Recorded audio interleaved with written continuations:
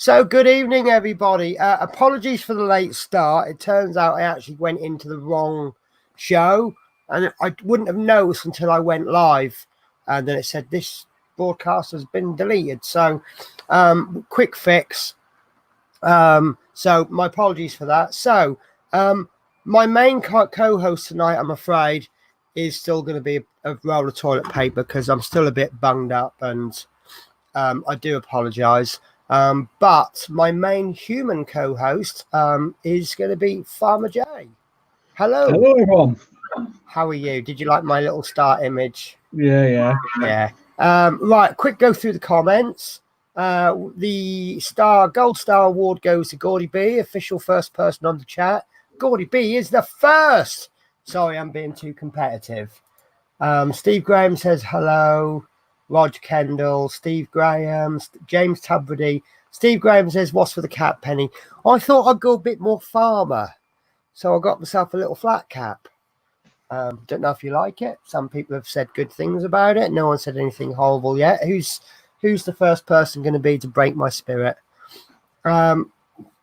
Okay, so I have spent a couple of days rejiggling the spreadsheet. For those of you that have seen the spreadsheet, I'll just chuck a quick link in. If you now look at the has that gone through? It's gone through. Right, if you now look through the prints required for each week, I've now only done it so that the prints you need for that week will be printed or required. I haven't done anything with the electronics yet, and I probably won't. But what it does mean is that weeks 1, 2, and 3 are a little bit less. So I'll tell you what, let's have a look, shall we? Right, Chrome tab. So share. Right, so so week 1 is now only £20.29. It's still over budget, but that's the best I can do. And as you can see, there's only 2 pieces to print. Week 2, is £18.42, and you only need the motor bracket. And then this week's week 3, you only need 4 pieces, 3 in black, 1 in silver, and that's brought the cost down to £18.03. Like I say, I haven't changed the electric parts or the screws. Sorry, I should have done that on a larger screen. So what's happened now, I did promise you that this will cost on average £11 a week. If you've set yourself a budget of £15 a week, you will be £11.74 over budget. But if you're on about £20 budget, you'll be £3.26 over. Next week will go next show will go over slightly. But now you can see from week 5, week 6 is quite expensive, but it starts to go down in price, and by the time you get to about week 9, it's getting really cheap. So there is an exception to the rule. I'm trying to find the relevant week now. Completely lost it. Well, anyway, a couple of the weeks have gone well over budget. And that's because there we go. Week 8, we'll be doing a tire. The tire is going to be expensive, I'm afraid, because it's going to be using an expensive filament. There is a way around it. So I'm just catching up on the chat. Right, Dave Mill says hello. James Tubridy, sorry by the way, Penny, I couldn't be there for the half of the 3D printer stream. How did it go? I'll be absolutely honest with you, it went absolutely awful yesterday. It was a printer that I'd never seen before. I didn't know what to expect. I opened it on stream. It went absolutely awful. We got to about 3 hours, and I'd only done half of it. And I was going to finish it off this afternoon, but I felt so ill today. I've been in bed. Well, I did pop out, but I've been in bed for most of the time. Didn't go to the cinema, didn't go to the football match. So, I was debating which one to go to, and I end up going to neither of them. So I will get that finished. But yeah, I just finished the stream going. That was an absolute disaster. But then again, you know what I'm going through, you guys might go through, or you might just go, oh, actually, don't know what Penny's going on about. I've now had a chance to watch some videos on making it, and apparently it's going to turn out in a really bad printer.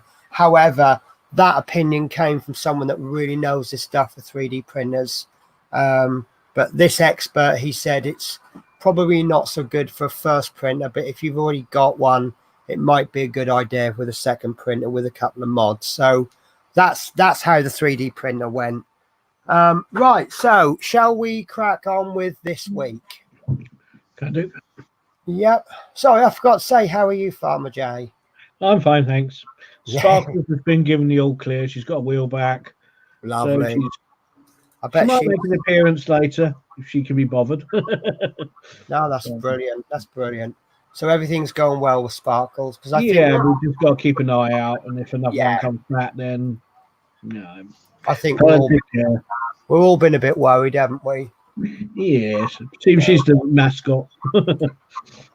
So, as you probably guessed, I'm trying to set the camera up. Well, Farmer Jay was chatting. I didn't do a fantastic job of that, but right. So let me do a quick recap on what we've done. And I'm sorry, I'm going to steal. No, I'm not going to steal. I'm going to put you on small, if that's okay. So, sorry. Someone's caught me playing and experimenting. Right. So the first week, we've put one half of the differential on. That's upside down, isn't it? I keep doing this, don't I? Right. That's the correct way up, isn't it? That's better. Right. So coming from the bottom left, right. There we go. Right. So we've got this piece of the chassis. We've put on 2 diff brackets, and we put bearings in, and we've put one half of the differential in. We had a good play with this differential. We got the grease all nicely mixed in, and obviously I won't know until I've got the wheels in, but I think I've got that diff set up quite nicely. I can slip it with my fingers, but it's hard to do that. So if anything, it's going to be too loose, but we'll see what happens. Then last week we put the motor bracket in. We've put the motor in. We attached that with 2 screws, and then we've soldered on a JST connector, and we've put a female connector on. Now I'm going to show you bits that we're not going to be buying yet, but it just demonstrates the point perfectly. This is the battery that will power everything, and then that has, because the battery has this connector, we need to then buy a converter. I think there's about 3 different versions of this you can buy, but this is the best converter for our project. So this will provide power in a male plug. So we need anything that needs power is going to be needing a female plug. So I don't agree with this, but it's going to be easier to think of it as a prehistoric male female. The male will bring the power home. Matt Angelini, how are you? So the man is going to provide the power. The female is going to refine that power and use it for something useful. So, for example, in prehistoric times, the man would go out and hunt a bear, and then the woman would come home and chop it all up and cook it and make it into a nice meal.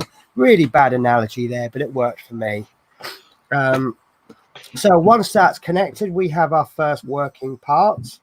So if we plug that in, you can see that is now rotating. We have no control over that at the moment, but once we get the receiver and everything in, we will be able to control that more.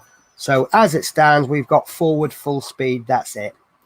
So on to this week, shall we? So have a quick, we're going to have a little quick look at the spreadsheet, and I'm going to show you the revised list of what we need for this week. So I will have shown you these parts before, but I now can't remember what parts we've we've done and which part. I think these are all been printed. So, right, you've all got the. I won't bring the link. I won't bring the spreadsheet up in full. I will. Trying to find a good view. Right, so, so the first part that we need for this week, I should have printed this off, really, shouldn't I? I don't know if anyone remembers. Yesterday, I was saying, "Oh, I don't like reading stuff off screen. I like to have a printed copy in front of me." And I don't actually have a printed copy in front of me. So I'll just get, oh, printer switched itself off. That's what happens when you don't use it for 4 or 5 hours. Sorry guys, this is me at my organizational best. Right, so I'll leave you guys to look at the spreadsheet if you need it. But I will go through the bits that we're going to need for this week. So we've got differential, we've got some bearings, servo extension cable,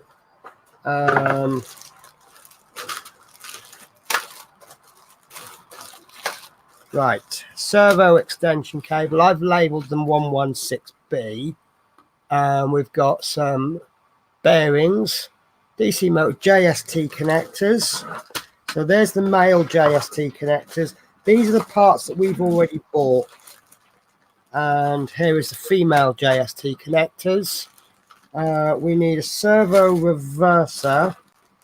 Sorry, looking through a big box. There we go.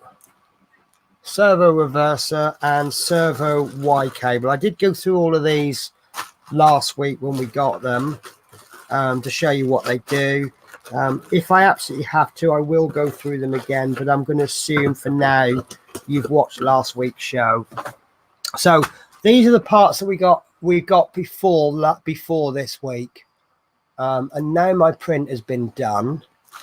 So I did get paper today, Dave. That's why I went out. I had to force myself out. But in actual fact, it was a real struggle. I just going down the shop and back. It was I had to have a bit of a session in bed when I got home. Right, so here's my little printout. And for some reason, it's sending through an extra piece of paper. Right, so we will need piece 202, the motor coupler. And that's this little piece here. And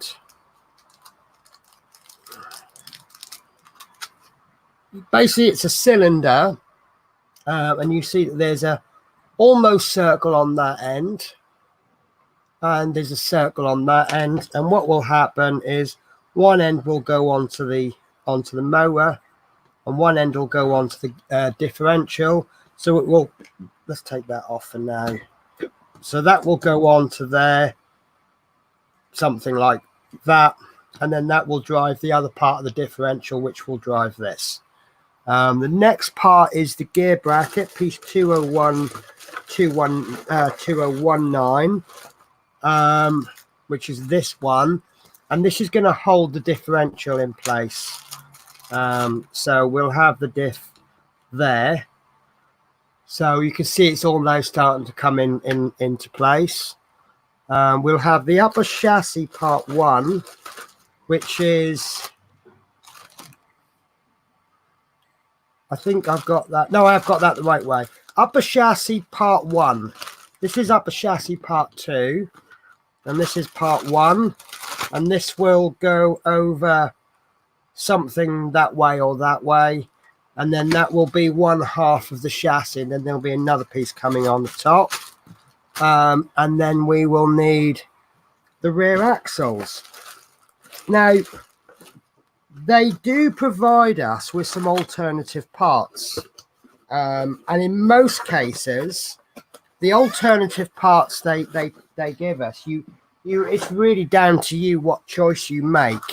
But they give us, I think it's 3 axles. And I've got to be honest with you, in my opinion, this is the only axle you want to have, because you've got a little hole in there and then what will happen is that will go into there. I don't know if you can see the hole there. Yeah. So that will lock that in place with a screw. The alternative axles don't have that hole, so you won't be able to lock it into place. And this is a perfect circle. So at least with this motor coupler, if that screw was, for example, to fall out, or you didn't actually put the screw in, because of the shape of it, you can see you'll still get some rotating motion. You probably lose a lot. But with this, if you're not screwing the perfect circle in, can you see how that can just go round without the diff going round? Oh, right, yeah. Likewise, the diff could go round without the wheel going round. So my personal opinion is part 30 is the only axle that you want to use. Now, I'll have to get all of my bearings out because there's 4 different types of bearings, and I can't remember which ones we need. But these are the ones that we should already have. This is 102C. This is 12 by 18 by 4 mil ball bearing. Do you trust me, or do you want me to measure them? No, I trust you. Okay, good, because I can't find my calipers. And the other part that we'll need for this week, piece 110, is these servos. I hope they're the right servos. So I'll show you a little look at these. So basically what we've got is we have servo with a cable. This will plug, well, this particular one won't. Do you know, I'm just going to load up my... Actually, I might... Is that you? Just sounded like you had a phone call. Yes, all right. It's Facebook notification. My lighting is absolutely awful, isn't it? So this particular one won't, but this eventually it will lead to a connector like that, which will go straight into the receiver. And this differs from a motor in that this motor will go round and round and round and round and round and round all day long until either the battery runs out or you tell it to stop. This is different. This will only move in a 180-degree angle. So it'll go, say, for example, it'll start there and it'll go round to there, and that's it. And then all you can do is send it backwards and forwards. So this tends to be used for things which don't need to fully rotate. Probably the best use I can think of these for is if you've got a remote control aeroplane, you would use these for the flaps. So, you know what, if you've got the tail there, the flap perhaps needs to go like that. It doesn't need to rotate. You wouldn't use this for the propellers because the propellers would just go. So you would use this for the propellers so they go round and round and round and round. There is another kind of motor, but not relevant for this build. Now, the most economical way to buy these is to buy 6. It works out cheaper per servo, and you will only need 3 though. So if you bought, we'll only need 2 today. There will be another one needed, but you need 3 of these kind of servos for this build. But I bought mine in packs of 6. To be honest with you, I'm probably going to build another tractor actually, so they won't actually go to waste. But you know me, I do various projects, so they won't ever go to waste. So I think you will buy 3 for less than the 3 more expensive ones will be cheaper than buying 6. But you know, if for example you and your boyfriend or you and your girlfriend are both doing a tractor, get 6. And that's the cheapest possible way you can do. And then the next bolts that we need is M2. Oh, I've had to put little labels because I've bought all of the bolts, but we haven't actually introduced them into the project. So I've put little pound signs on the ones that have been introduced into the project. Because I am actually using these for various things anyway. So the next ones we need to buy is M2 10mm. button heads. You only need 2. I think I bought, that looks about 20, 25 in there. What do you think? Got that, yeah. Yeah, so these are 10 millimeters long. You might only need the one. So these are exactly the same as the 3mm, except for the width. So not a lot in it. By coincidence, there is exactly 1mm in it. So we need these today. And that is the inventory for this, which does that sound posh? Inventory. Now, looking at these bearings, I can still tell straight away that the bearing we'll need for this is one that we've already got. And this is where I get in a muddle, because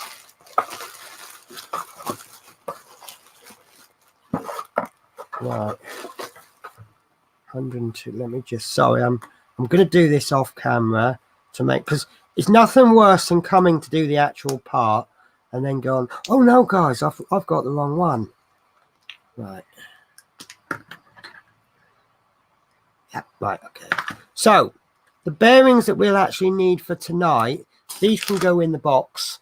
Unfortunately, with the electronics, we've just got to sort of get as much as we can ready for the project, but make sure we get the essentials. So I'm just going to double check the spreadsheet, make sure I did get these in week 1 or 2. 102A. Yeah, right. So they're the motor axle bearings. They're £2.68. And we did get them ready for week 1, but we didn't use them in week 1. So that's perfect. Right. So, guys, where do you want to start? Ooh. Don't know. But this is quite exciting. I think it's quite exciting because this is what we've produced in 2 weeks. That was what we produced in week 1, which was not a lot, but we had a lot of introducing to do. Week 2 wasn't a lot, but we had soldering. I think soldering took center stage there, didn't it? But this is, at the end of the day, that's all we got out of 2 weeks worth of building. This is the equipment that we need for stage 3. We won't use all of it, obviously. We won't use all of these wires, but this is now stage 3. So this is a bit more exciting now, isn't it? My opinion. So first thing I'm going to do, because it's going to need to come off, if you remember last week we mounted this motor mount, and the only reason I mounted it was so that it's not separate. It keeps the parts together. So I'm going to take this off because it will get in the way otherwise.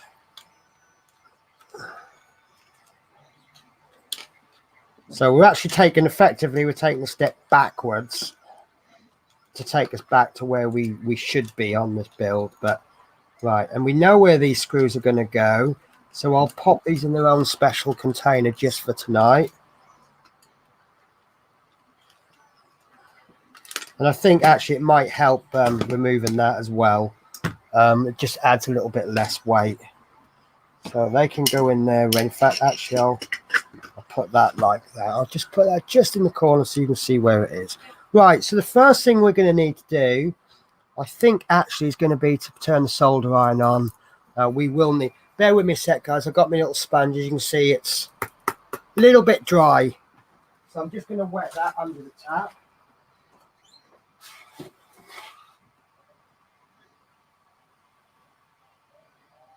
Right. So what we're essentially going to be doing tonight is we're going to be adding a little bit of more of the chassis, and we're going to be putting some wires through. That's why we've got to take the motor off. So I'll just chat for a bit while I turn the motor, the solder iron. So what we want is, see if I get this right. So this piece is going to go onto there. It's not going to go on yet. because the wires, you see that there's a hole under here. You can't see all the way through, but I'll have to demonstrate it rather than. So that goes in through there. But before it goes through there, it's actually going to go in this hole there. So what will eventually happen is it's going to go in like that, underneath the motor, out the top, and out through the front where all the main workings are going to be. It does mean it's going to get a little bit awkward because we don't want to screw this down straight away, but we're going to be working on the wires like this. So keep an eye on this. You might perhaps want to temporarily take things together. But yeah, that's basically what we're going to do. So 2 servos. Now, I've looked at this and I thought there's only really enough room on each layer to get these 4 wires we've got to put through here.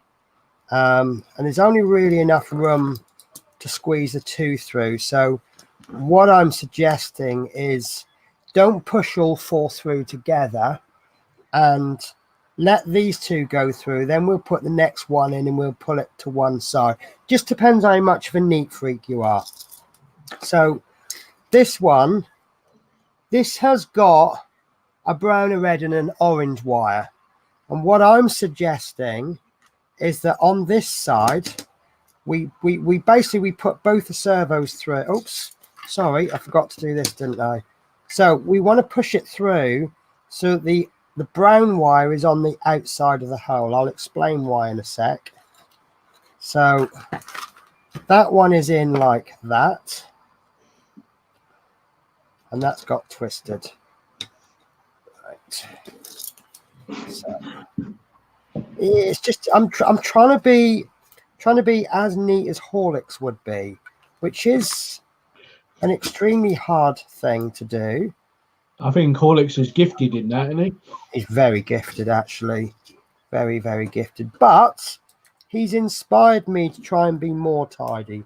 Right. So this one has got the brown wire going on that side. If you can't get the brown wire all nice and neat, honestly, don't worry about it. It will work out.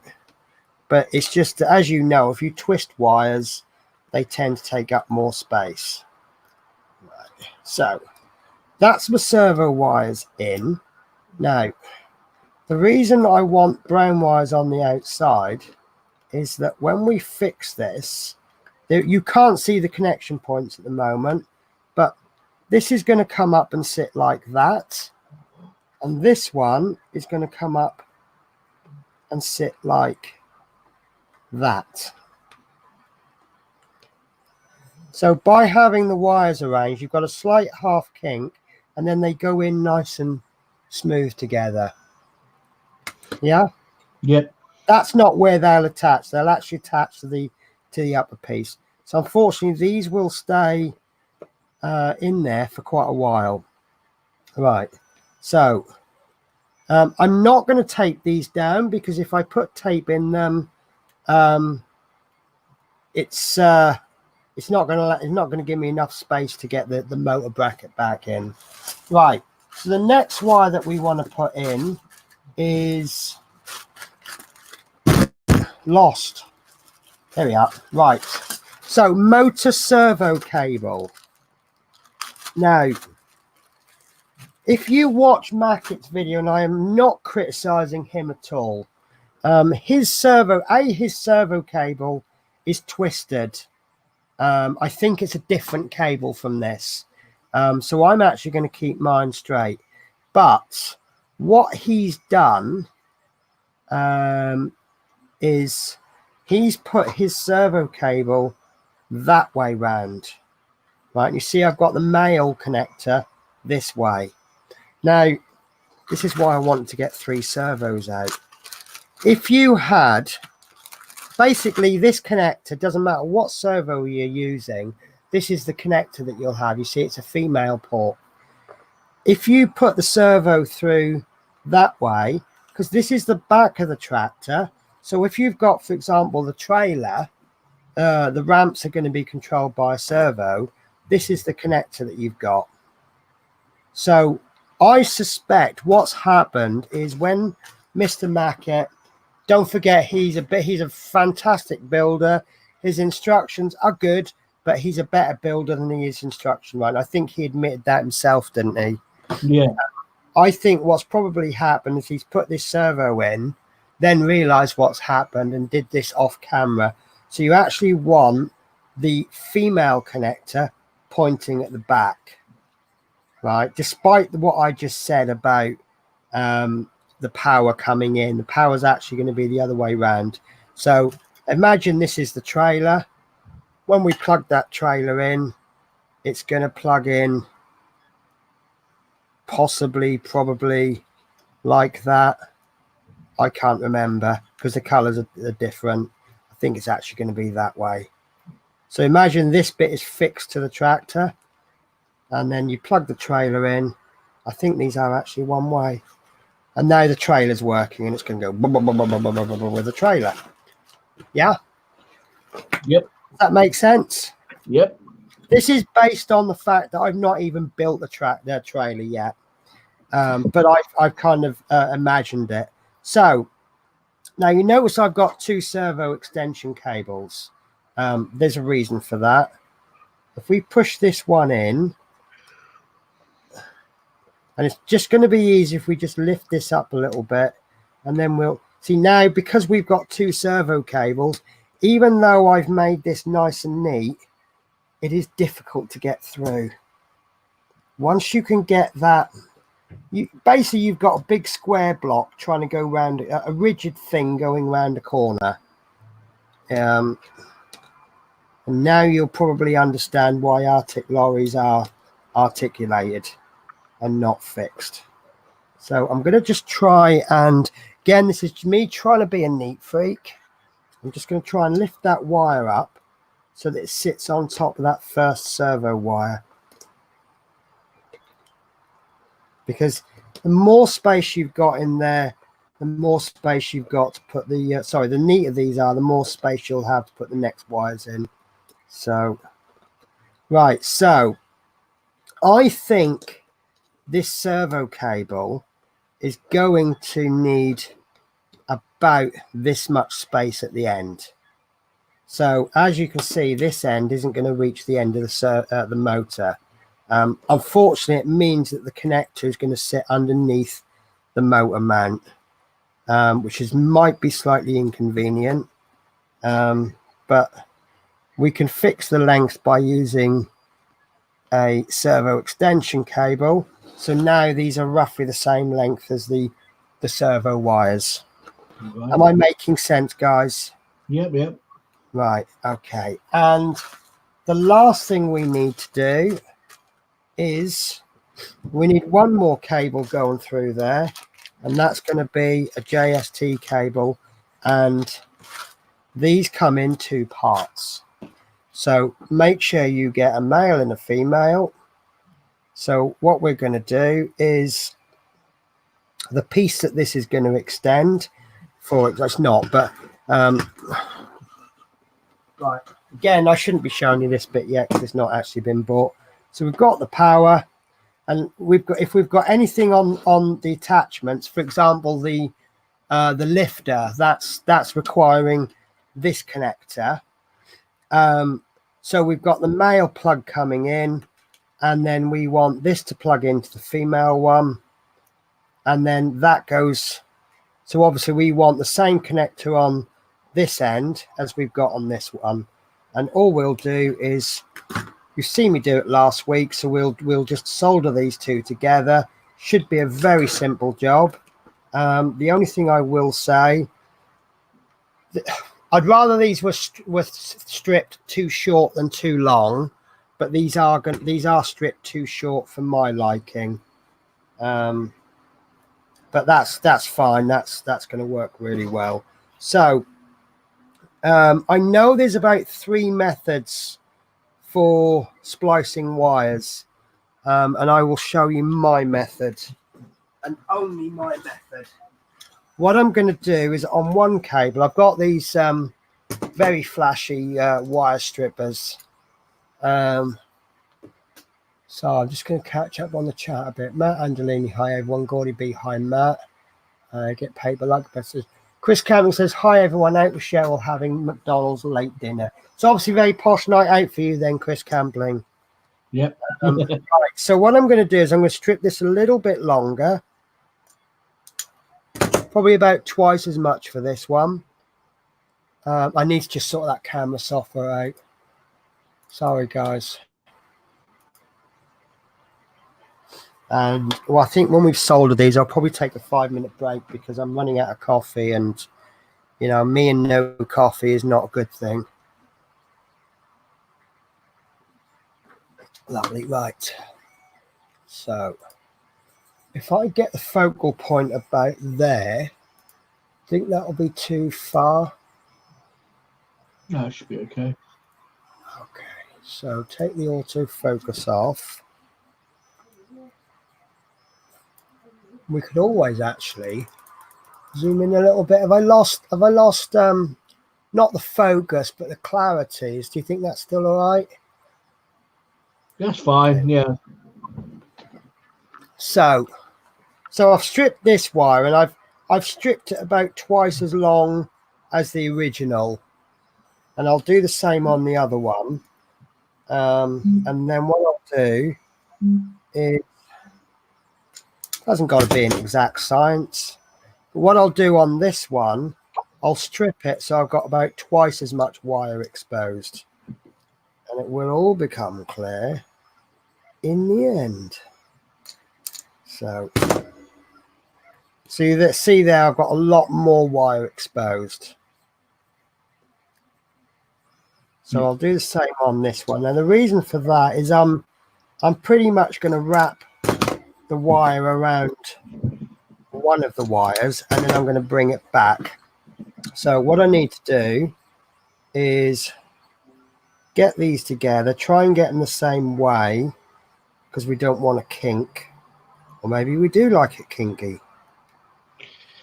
Chris Camplin saying stripping and screwing. Yeah. Right. So I'm going to bring the short one to about halfway up. To about halfway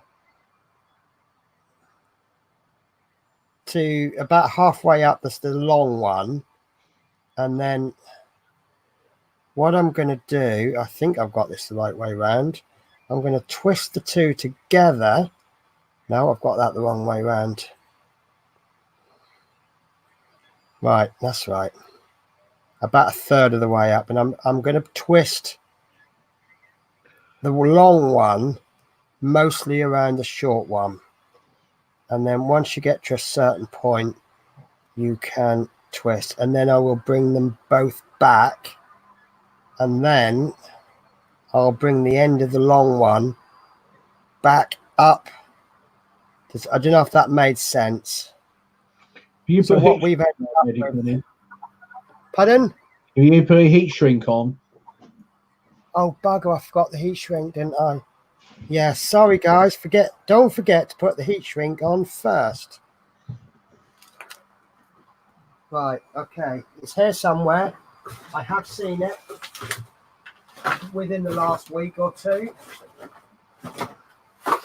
I really do like to use the correct color, but what I found is that this black one is way too. Oh, hang on, can't see anything. I thought I'd lost it then.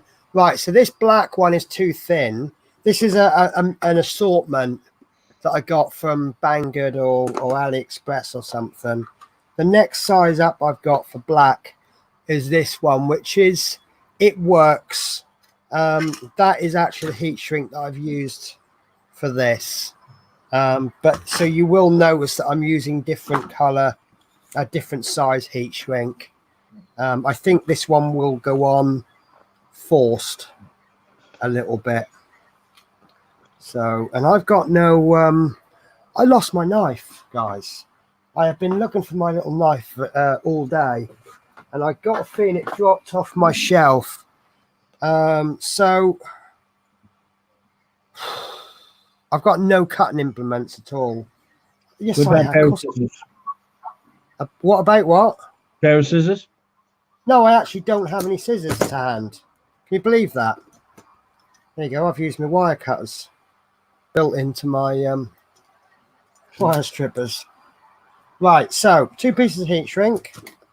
So yeah, guys, put your heat shrink on first. And I think I did kind of preach this to you guys last week, didn't I? Yeah. And then ended up forgetting to do it myself this week. Right, so that's right. It just gives me a chance to show you this again. So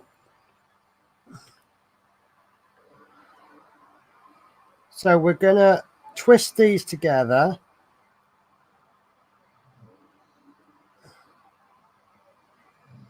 If they'll still twist. And then I'm going to bring them back. And then that should give me a little bit left over to just fold that long one back. And that's not going to, oh, in fact, that's not going to be very good. Tell you what, let's go back to the original method. Right. So ignore everything I've said on stream so far because that's too fiddly for me to do today. So I'll just strip a little bit more off that. We'll make both the cables longer. Right, so basically you get both of the cables and give them a really, really, really good twist. The more you twist these, the better it will hold. There we go. And then that's not holding.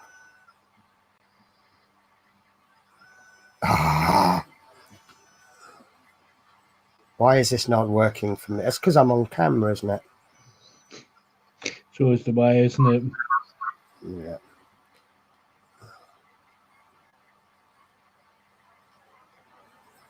There we go.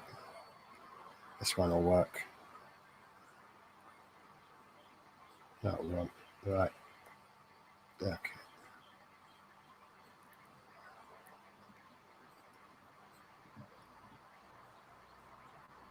I know, I've got a feeling this isn't the way to, well, it isn't the way to do it because it's not working, is it? Right. I'm getting a much tighter twist now. So that should do it. Right. And then the black ones.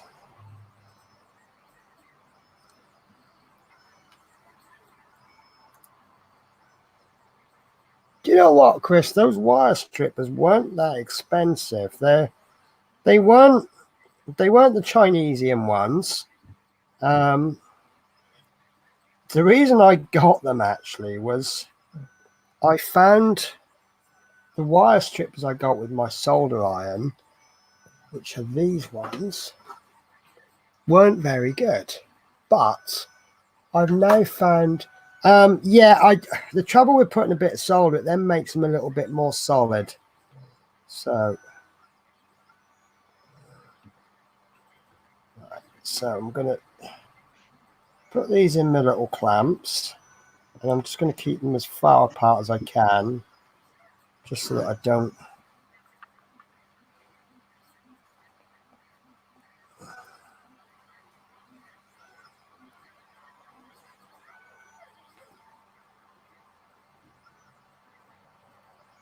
That's not even clamped in.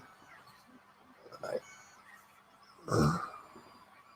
Oh, it's not holding in the crocodile clips well because I've put one right at the back and one at the front. They're not holding that well. Right, so okay, so solder iron. I've got to lift it up by the stand. Right, I know that's hot because when I touch the yeah, okay, right. Bit of a slight disaster here now. The solder that I saw not very long ago now seems to not be here. Oh, I was only using it yesterday. I know it's right in front of me. It's because I don't use it daily, I don't recognize the roll. Guys, it's going to be one of those nights, isn't it? It's always the thing when you're under the weather, things don't seem to go quite to plan. Yeah, there we go. There's my solder. I knew it was somewhere. I knew it was nearby. Right. So I'm going to just sort of solder through some of that wire, but it's sorry, some of the plastic. Right. So I'm going to focus on the this one, and I'm not going to worry about the red one for now. Let's just tin the end.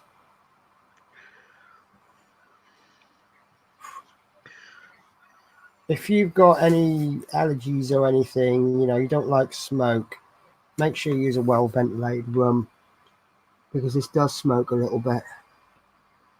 The amount of soldering we're doing, I don't think it's going to be dangerous levels, but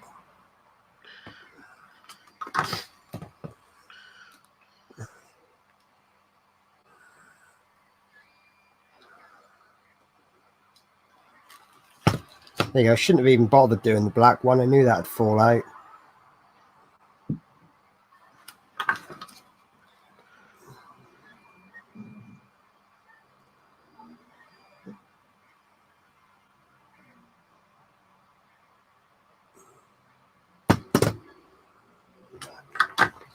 So,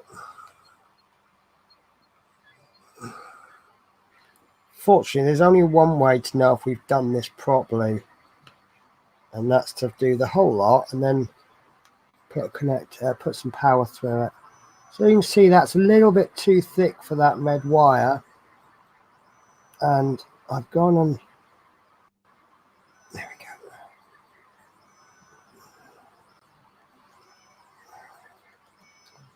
No. Come on. That's not going to go all the way through.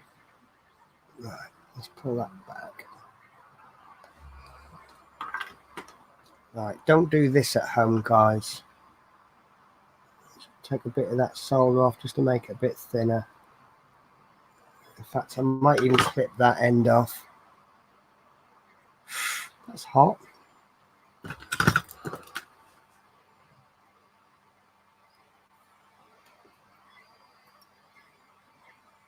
So I will just give a little disclaimer. I am not a professional solderer.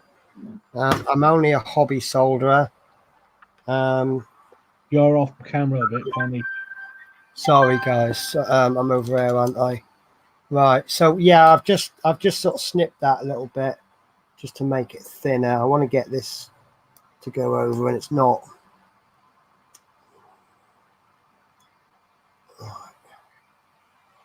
So just as long as I can get that. Really, I should have used wider heat shrink, but it's the closest I've got in that size, in that color. Sorry. So let's see if I can just trim that bit off.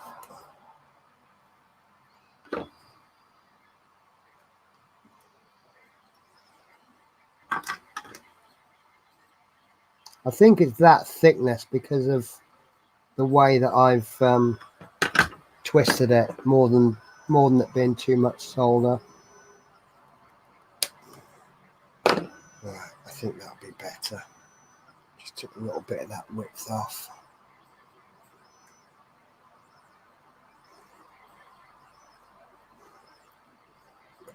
This won't give me any strength, so if it's a wire that's going to be pulled, it's not going to be good enough, but it's made a connection.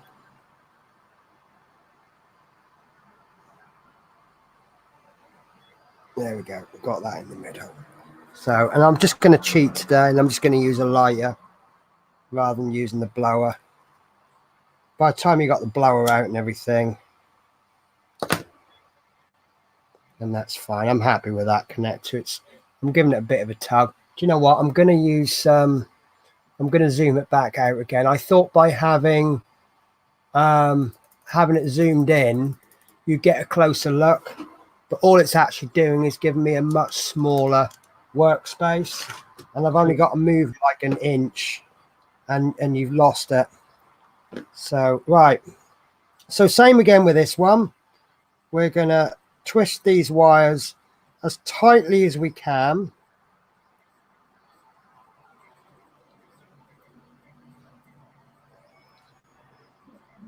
Just make sure I did have the heat shrink on that time.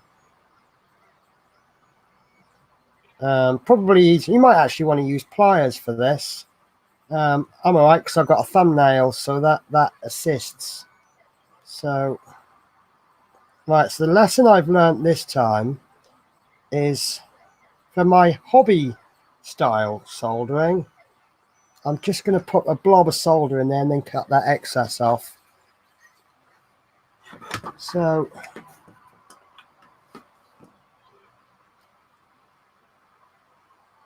you see how much smoke is coming off that, can't you?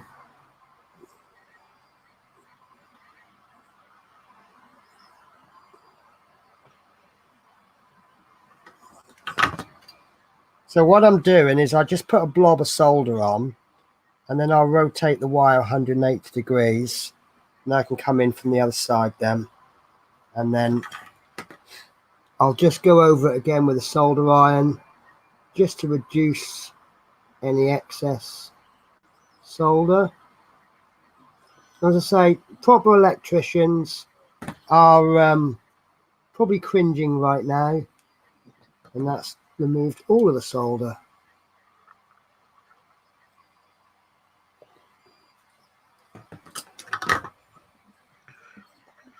And then I'll go back to the original side. Of course, if I was a professional solderer, I'd have done this in a quarter of the time, wouldn't I?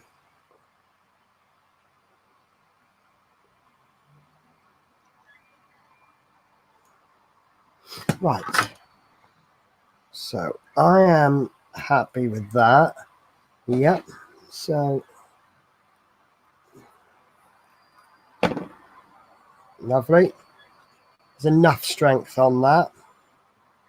And again, we'll just cheat. This is motorbike mechanic style. You see that heat shrink's a little bit too thick, too wide, but that holds. Okay, so that's one JST extension cable made. So switch your solder iron off. Safety first, guys. You lost your sound, Penny. Penny. No sound. No. Right. When you give me what's his trouble? When you say you've lost sound, I acknowledge you. But of course you can't hear me, can you? No. But all I can do, I'll get a little notification come up there. You can't see it, but it's on my screen. And it will say something about something or another. So then once that comes up, I hit the mute button and then I unmute it. So what I'll try and do is I'll just go like that just to acknowledge that I've got you. Okay. Right, so I want to test this cable, obviously, because I want to make sure it's working all right. I can just see a little bit of a thick bit on that heat shrink there.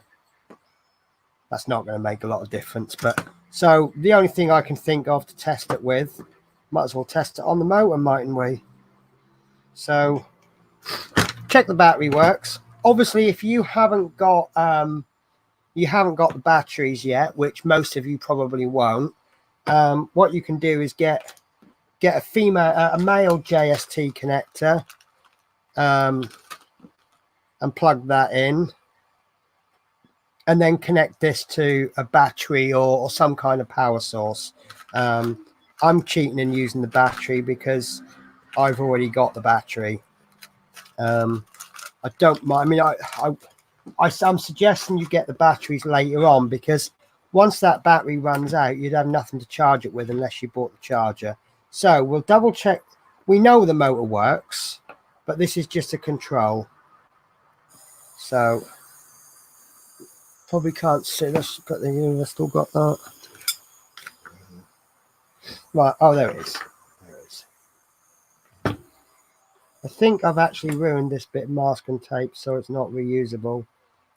Let's see what I can manage. Oh, there you go. That'll do. Right. So there it is for the battery. So if I plug the battery into the extension cable that we've just made, and then plug the extension cable.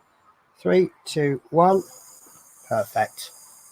Brilliant. So, a lot of faff, but we've done it. So, obviously, if you don't test it, you'll have no way of knowing if this works. So, remember, this is the back of the tractor, and most of the things that plug in will have that connector. So we want the male end, because remember that's going to go direct. Is that right? Is that right? Is that right?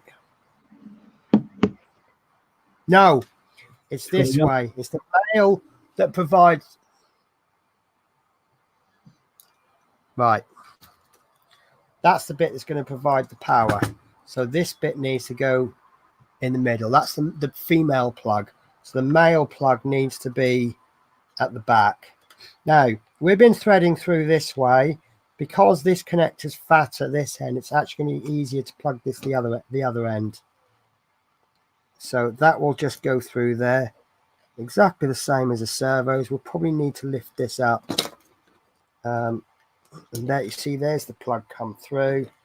We'll just push that under. And this is where I've lost all neatness. But I have it on camera that I did make the effort. Right, so these are obviously not fixed down yet, and that's fine. That might cause us a bit of a problem. But what we want to do now is, if we bring this servo cable down. Right, you see there we've got a channel in our motor mount. And what we want to do is encourage these wires to go through there. And the way we're going to do that is to bring, I've just got to remember something. Bear with me a sec, guys. Right, that's fine. Right, so we bring our motor in like that, and we just try and manipulate it. Hard to see, but we want to just wiggle it until we've got all the wires inside the motor mount. Then we push hard, holding these if necessary, and then we're going to keep wiggling it backwards and forwards. And there we go. I've got all those wires now. I don't know if you can see it. All those wires are inside that channel. There you go. So, but I now can't let go of this, because if I do, it's going to spring up. So you may, for example, I'm using the words that Mr. Makit uses. Right, just to make sure, I'm going to take this down. I don't want it to spring up. So look at that. Look at that for electrical tape. Beefy. I'm trouble is I've never used it before, so I don't know where the. Here we are. I found the end. So, sorry guys, you probably can't see this, but I am trying to get a bit off. Right. I'm desperately trying to hold this motor down.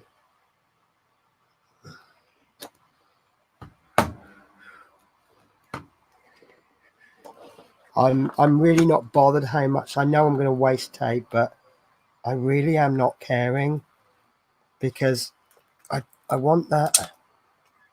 Oh God, that's really not the way to do it. You stuck it to itself. No, what's happened is as I pulled the tape round, yeah, it's pulled the next bit up. There we go. So that's, so check my wires, they're still in. Of course, now what's happened is I probably clamped this down so hard I won't be able to manipulate it to get the screw holes lined up. That's what I was about to say. Right. There we go. There we go. I got them. Right. So.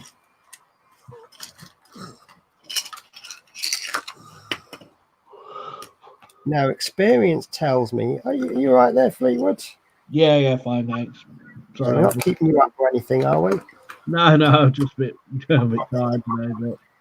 Right. Experience tells me that the wow stick isn't going to work with this, because how tight the plastic is, and neither is this bloody thing either. If I remember rightly, I demagnetized all of this yesterday anyway, didn't I? Because I was doing 3D printer with it. Am I still in view? Yes, you are, just. Ah! I don't think these screws are magnetic, actually.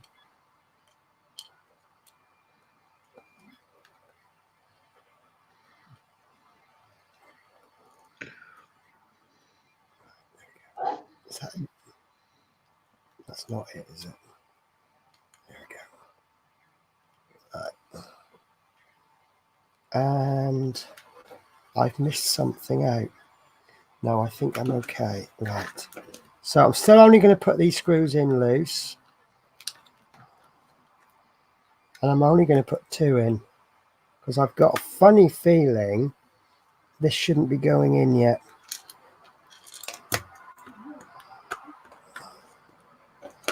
I'm doing this from memory, guys. I have watched the video probably 400 times.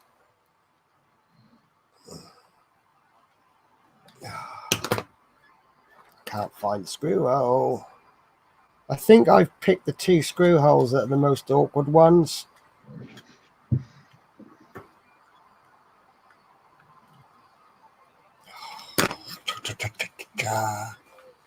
Right. I think you need a coffee, Penny. I probably do, but I am going to finish this. Right.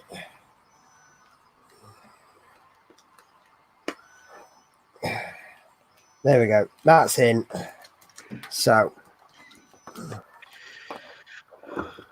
I'm going to put these 2 screws nearly fully in, and then I'm going to remove my tape because that's now annoyingly in the way. It's a lot stickier than I thought it would be. It definitely is not masking tape. Masking tape probably would have been absolutely fine, but I knew that was there, you see. So, right. So, that's that on. Shall we take a quick break for coffee? Can it? And then, is there anything you can talk about or anything else? Well, just tell people to join in tomorrow because we've got the Fiat show. Yes. Well, you tell us all about the Fiat, and I will go and make myself a coffee. That's if you guys don't mind. And I'm just going to want to neaten these wires up a little bit. So I'm actually going to have these wires come up through the power cable. So it looks messy at the moment, but I'll leave that then. If you guys don't mind, I'll just make myself a quick coffee because I need plenty of liquids. So I'll pop myself on mute. When you see me come off mute, you know I'm ready to come back. Right. Right, yeah, don't forget to join me tomorrow because we've got the Fiat show with Penny as well. She'll be building it as well. I'll give you a sneak peek. This is the instructions for the Fiat. One of the first bits we'll be doing is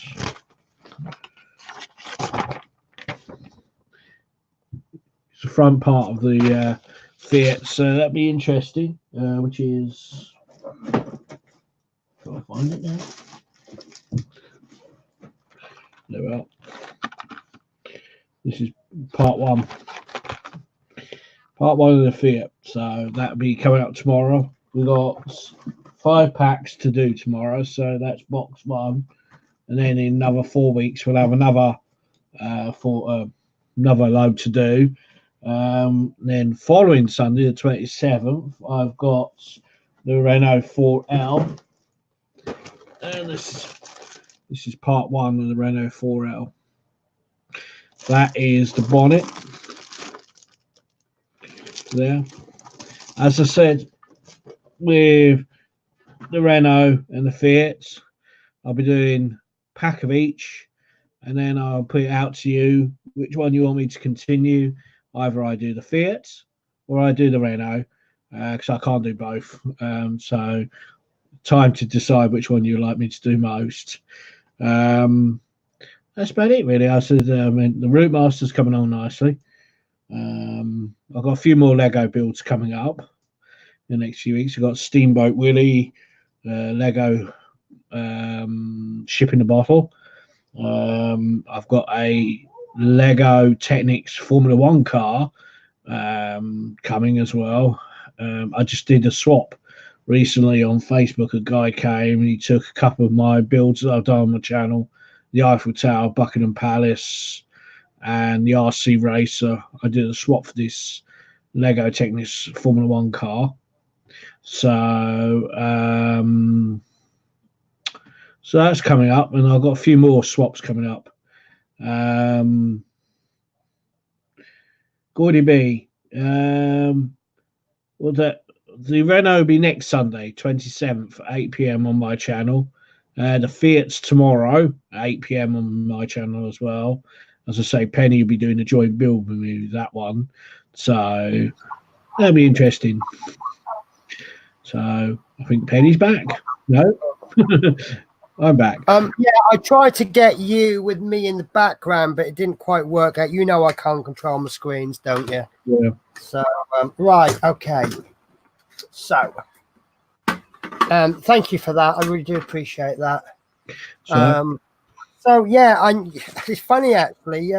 Do you think you might be getting a little bit addicted to partworks? Try not.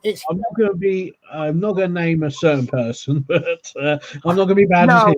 I mean, no. I didn't mean that like, oh God, you've got a problem, Fleetwood. I meant is there's a lot of good projects out there, and I did find myself. I'm not going to lie to you. I need to do overtime at work for the next 6 months until the Millennium Falcon and the Harley finishes, because I've stretched myself a bit too thin. And it's so easily done, isn't it? Yeah. So I just did one more thing. So the problem I got is I like classic cars. Yeah, you were quite similar in that. I think the two words that go well with me is iconic and classic. Yeah. You got the Harley Davidson, that's a bit iconic, isn't it? I mean, no offense to these more modern builds, but the Nissan GTR or whatever, I don't see that as iconic or classic yet.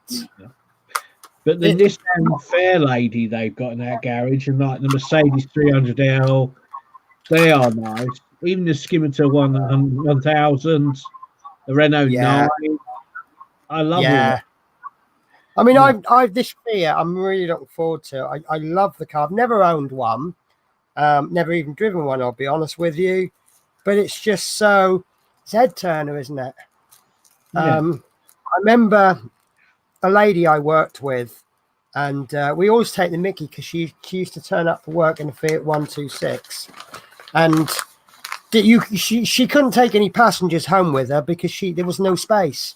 No. You know, she fills up the front seat, and then there's no room in the back. I don't know, maybe there is room in the back, but it didn't look like there's room. Not much. But saying that, though, when they came out in Poland, there was a 2-year waiting list for one. Because they were like royalty. She would defend this car to the death.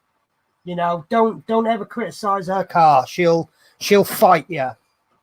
She loved it that much. Well, Sean's like the little 500 we got, the modern 500. Well, they're basically a more modern version of them, aren't they? Yeah. That's it. But right. So sorry. Next stage of the build. Right. Oh, that's not right, is it? That's the screen I wanted. Tell you what, do you mind if I take the names off? No. You know who we are by now, don't you? We hope so. There we go. I'll put them back on later on. That just gives us a little bit more working space. Right. So the reason I've 2 secs. It's my turn to disappear for 2 seconds. Yeah, no worries. You right if I just carry on? Go on. Okay. So the reason I've not put this motor in full is because we haven't put this coupling in. I've watched the diff video that Mr. Makit Chris has done, and really you want to kind of do it all at once, and I want to try and do it in steps. So what I'm going to try and do, if it doesn't work, I'll undo it and redo it. But what we've got to do is we've got to get this in, this bracket, and we've got to get the coupling in and the diff. So I want to try and get this to come back as far as it will go to give us more space. And I actually want to loosen off these screws. If you probably noticed that we're a little bit limited on space because we've now put this in. This is giving us less space. I think actually that can be screwed in now.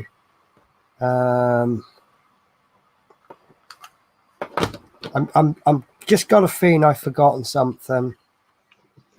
Yes, I have. Right, slight problem, guys. So let's push that forwards a bit.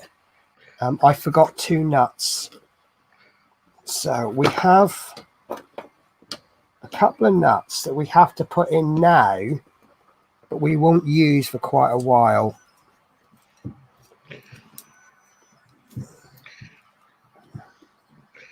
Right. So, right. And they've gone. Oh, do you know what? Ignore that. I saw a couple of screw holes there, but the nuts go in there, I think. Yeah. Right. Okay. Ignore all of that. So, he's back, Fleetwood. I heard heavy breathing. Yeah, sorry, it's me. I thought I was being stalked for a minute, and then I realised I'm in my own room. Yeah, it's me. Sorry, I just had to take some painkillers. No, that's fine. You didn't have to explain that.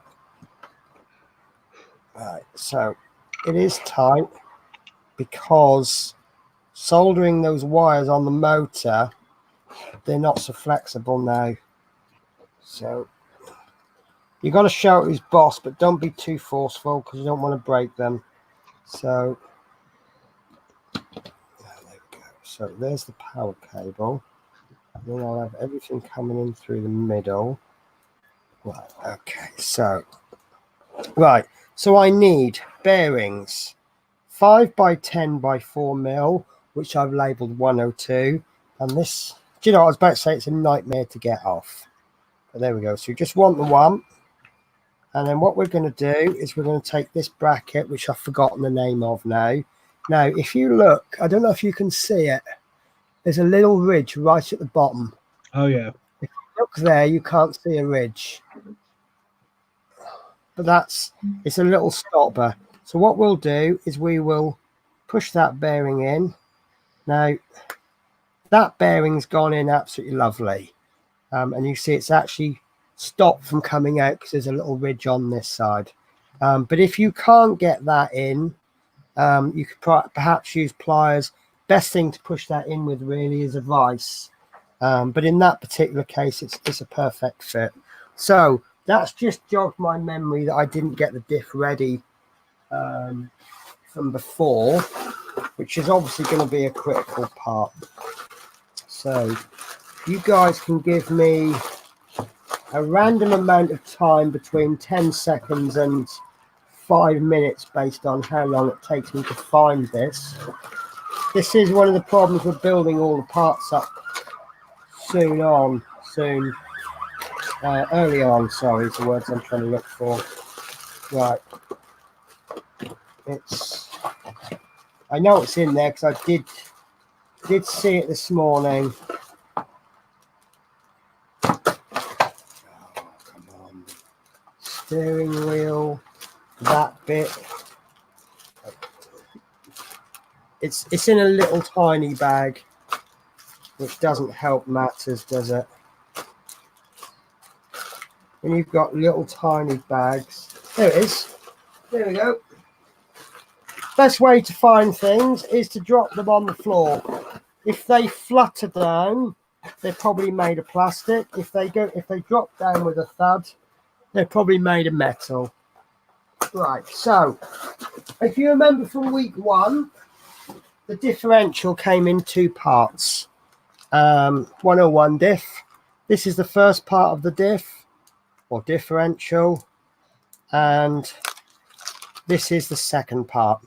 And I don't know if I'm pretty sure I did explain it, but this is going to go on there, and that's going to drive the wheels. And then this is obviously needs to be driven by this. So I think we haven't given it enough space. Now this is going to go into there like so, and it might be a tight fit. And that will go in there with that diff in, and then there'll be a motor coupler. Now, you'll notice that there's 4 holes on this, 2 on the bottom, 1 on each side. And that's the way that that's going to be driven in. There's no nuts, it's just drive the screws in, which will make it a little bit stronger. So this piece of diff is going to go into there like that.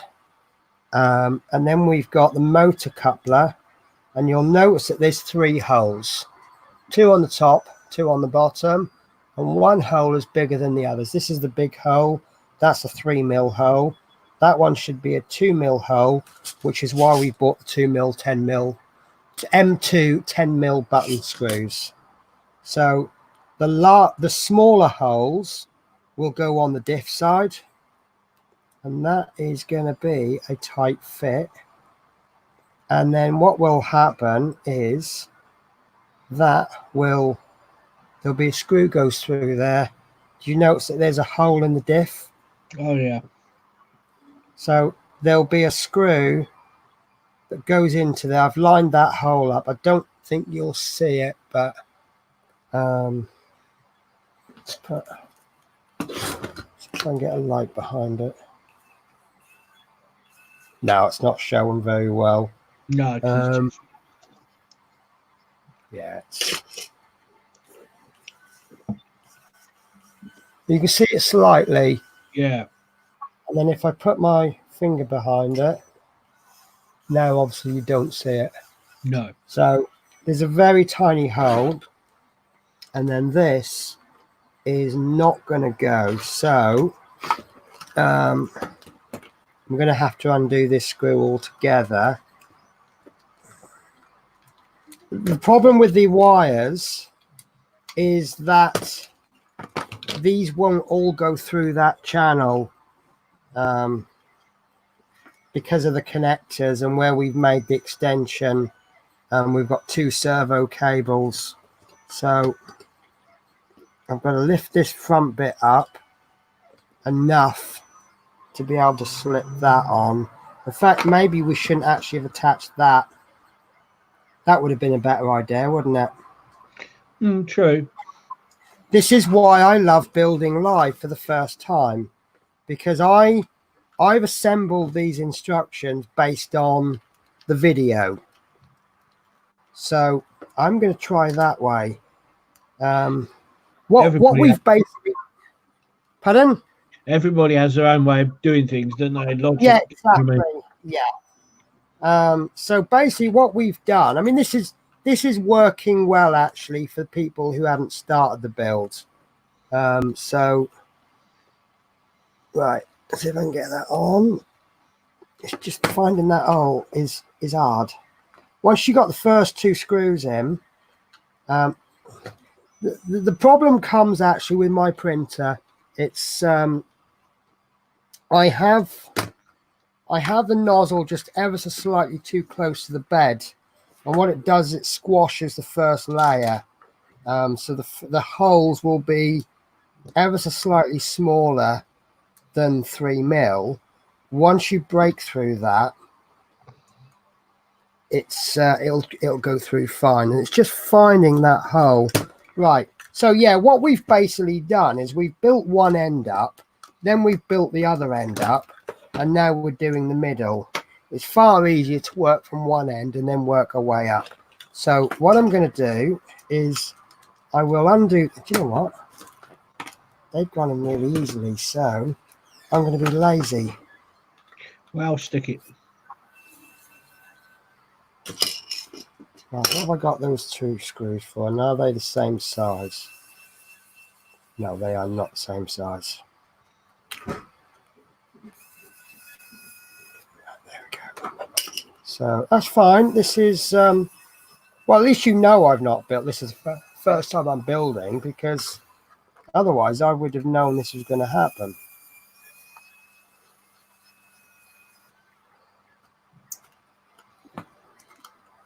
But I like the order we've done it in, because where we've done various costs, you know, actually we don't need to remove both of those, do we? Right, so let's see if that's any better. Actually, I'm going to put this end in first, because this is shaped. If you notice with this, it's got a flat bit. In fact, if I look at the axle, you see how this is not a perfect circle. That's actually the same shape as the mower. So we'll put that bit on first. And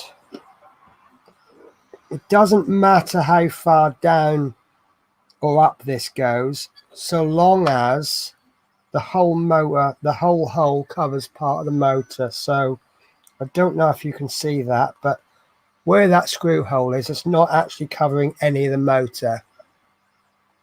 In that position there, it's only just covering the motor, and I can get a bit more on that. So, and I can see now that we will need that further down.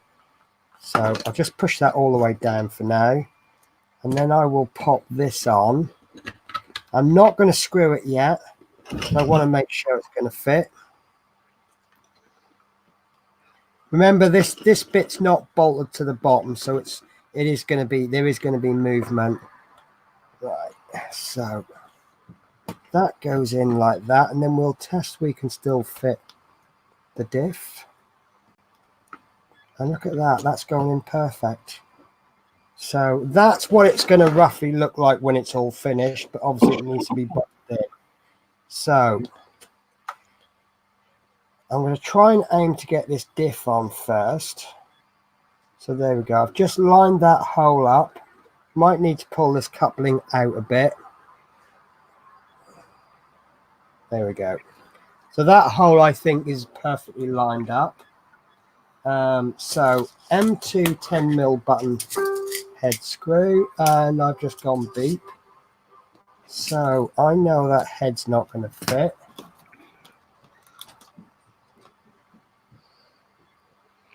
And that's too big as well.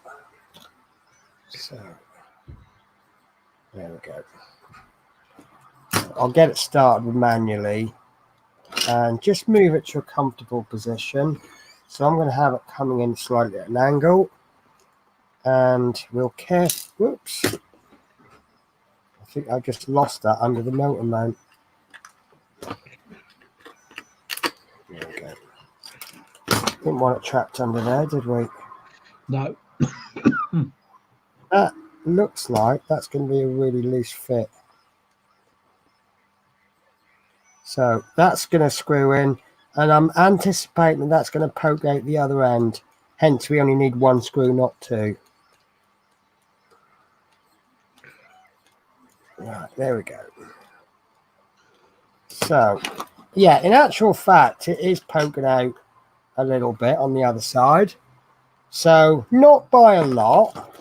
But if you're not comfortable with that, perhaps you could buy a 12mm M2 button and a nut, and then you could put a nut on there. That'd be quite awkward to do, but you could put a nylock on there, couldn't you? Could put what? A nylock on there, do you know what I mean? A locking washer. Yeah, I don't know if they do nylocks that small, but I've not looked for them. So, right. So this is where I found out if I've got the screws right. Because to put this one in, we want an M3. And, right. I bought these off my own back. You don't, no, sorry, I'll rephrase that. These are not included in the list. But there is a stage much later on. I'm trying to get this so that you can read it. This is an M3 6mm. I think you want an 8mm to go in there. But there's a much later stage where the 8mm they tell us is too large. So we haven't officially bought these, but what I'm about to do next you can do just as easily with an 8mm. And what we're going to do is screw that in there, and provided that that's the correct size or smaller, this will work. If that's a bad print, that will not go in well. So this is the moment of truth. There we go. Right, so you can see that I put a 6mm in. It doesn't matter, but you see how much clearance there is. Yeah. That's absolutely fine because, oh, something strange has just happened. I've got a wet patch on my desk there, and I don't know where that's just come from. So that's worried me. Oh, it could be actually. Yeah, it could be. Okay, that's fine. Panic over. Well, the first thing I did was touch it and smell it, thinking it might be a menthol. Whoops, thinking it might be a menthol smell. I thought maybe because I've been putting loads of Vicks up my nose, and you know sometimes like your nose will run, you don't even realise it. It's just suddenly. No, but have you ever been in that situation where you just totally? I know I'm being a bit gross there, aren't I? But yeah, you might be right. It might be the cup. Yeah, I think it is the cup. Thanks. Ian Martin says, this has been interesting. Would the end model be for sale? I've not got a 3D printer. Right. No, it will not be for sale. However, I've been printing the parts. I have been saying, let me change my view on this one. I'll talk direct to the camera. Right. So I said at the beginning of the build, I'm reluctant to advertise it because of the take up of it. But I can print the parts off for people. Now, for the last week and a half, I've been printing for Fleetwood J and Adrian, and I have printed. Adrian has now got every single print for everything bar the dump truck, a dump trailer, and Fleetwood, I've done all of his tractor except for the colour bits. So I think, I've also got a third order in, which I'm doing a little bit special.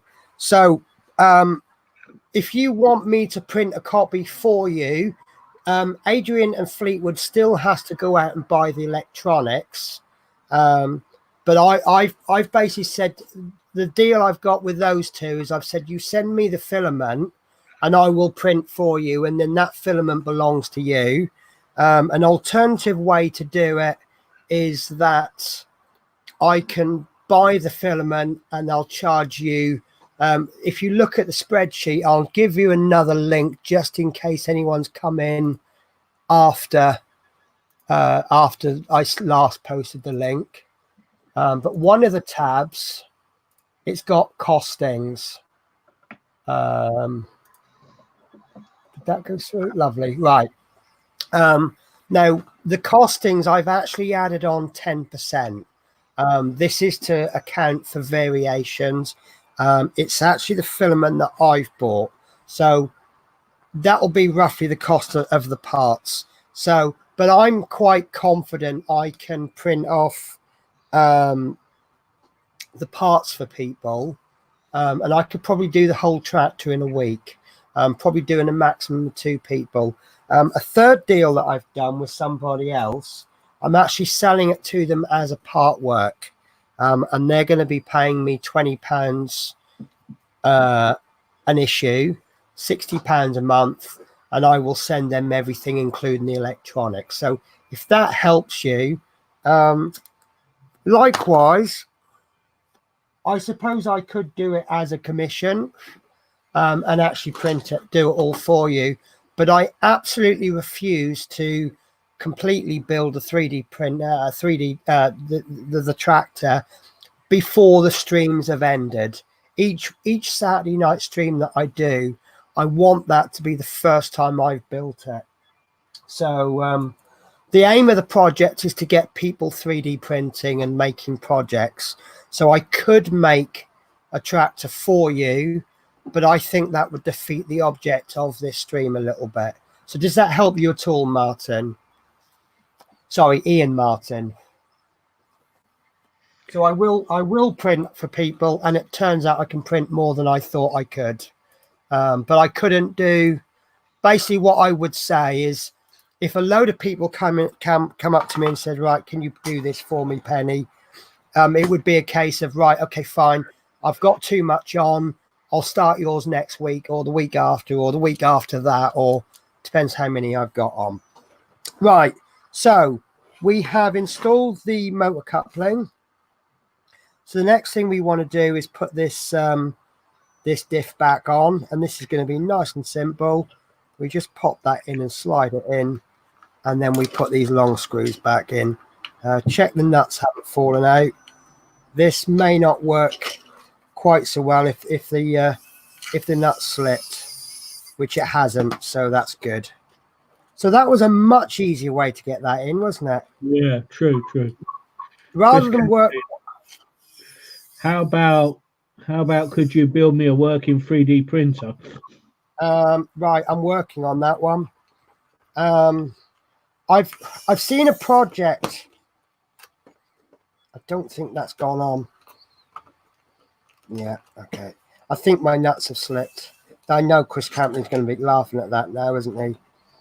Yeah. Right. That's not even gone in. No, none of those have gone in. Right, okie dokie. Plan B. Yeah, no, we'd looked at a project where you can print the parts for, print the printed parts for 3D printer, and then you just go out and buy all the relevant electronics. And the rough idea we had was that I was prepared to print the parts for 2 printers, and then somebody uses those parts to make their own printer. And then when they finish their printer, in return, they then print the parts for 2 printers and then send them to someone else so they can do theirs, and so on and so forth. I am struggling with this. I'm trying to talk my way around things, but it's really not wanting to go in.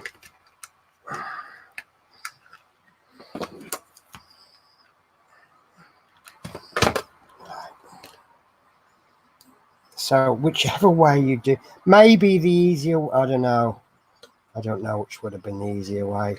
I think this is the easiest way to do it. So it's stopping this from warping. Right. But yeah, no, so the idea was to no, that still ain't gone in.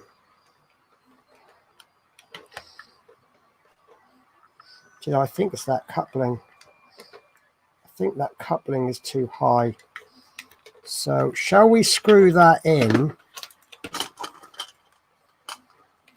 Yeah.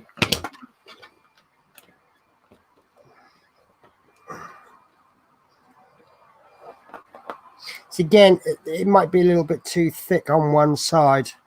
So because what's happening is when I push that actually, it could be that bearing has come out. That looks good.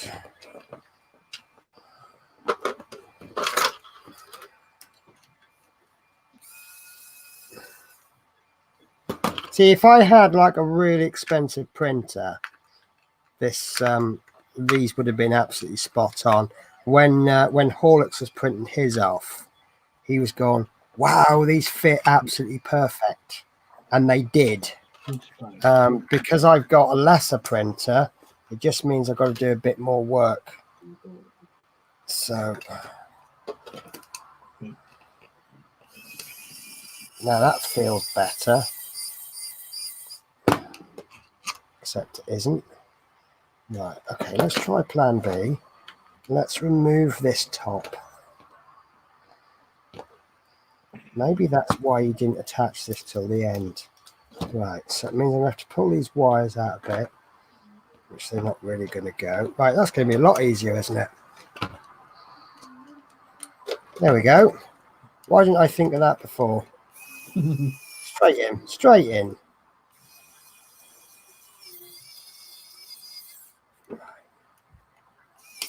Right, so I'll just give these an extra turn. So it is technically over tensioned into plastic, but we'll get away with that. Right, so I'll just turn that motor, and oh, that's fine. That's not attached yet. Right, so let's attach this bracket to the bottom.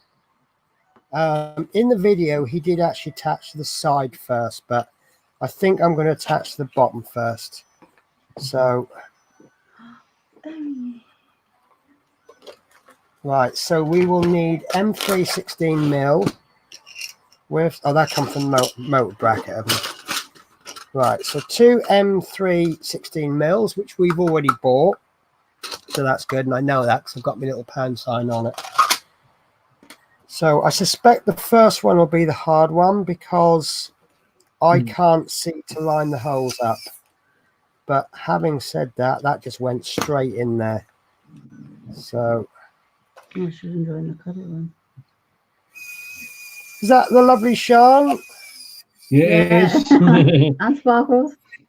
Hello. Oh, and Sparkle. Let's put Sparkles on. There's only two things that are allowed to interrupt my stream. One is Dave's dog, and the other one is Fleetwood's hamster. So happy. Better. She's better. She's playing in a wheel. Yes. She's got a wheel back, so she's happy now. Okay. Just as importantly, are you happy after today's visit to the vets? Yeah, we are. Yeah. Yes. It's a lot of worry. Oh, You know, like Sean said, if Sparkles was a year or two old and she got a lump, then, yeah, Yeah, she is. that's life, if you know what I mean. But when she's only 7 months old, you got yeah. to try and do your best, haven't you? So, Well, I mean, I imagine a lot of people would have said, well, £400 for an operation on a hamster, it's not worth it.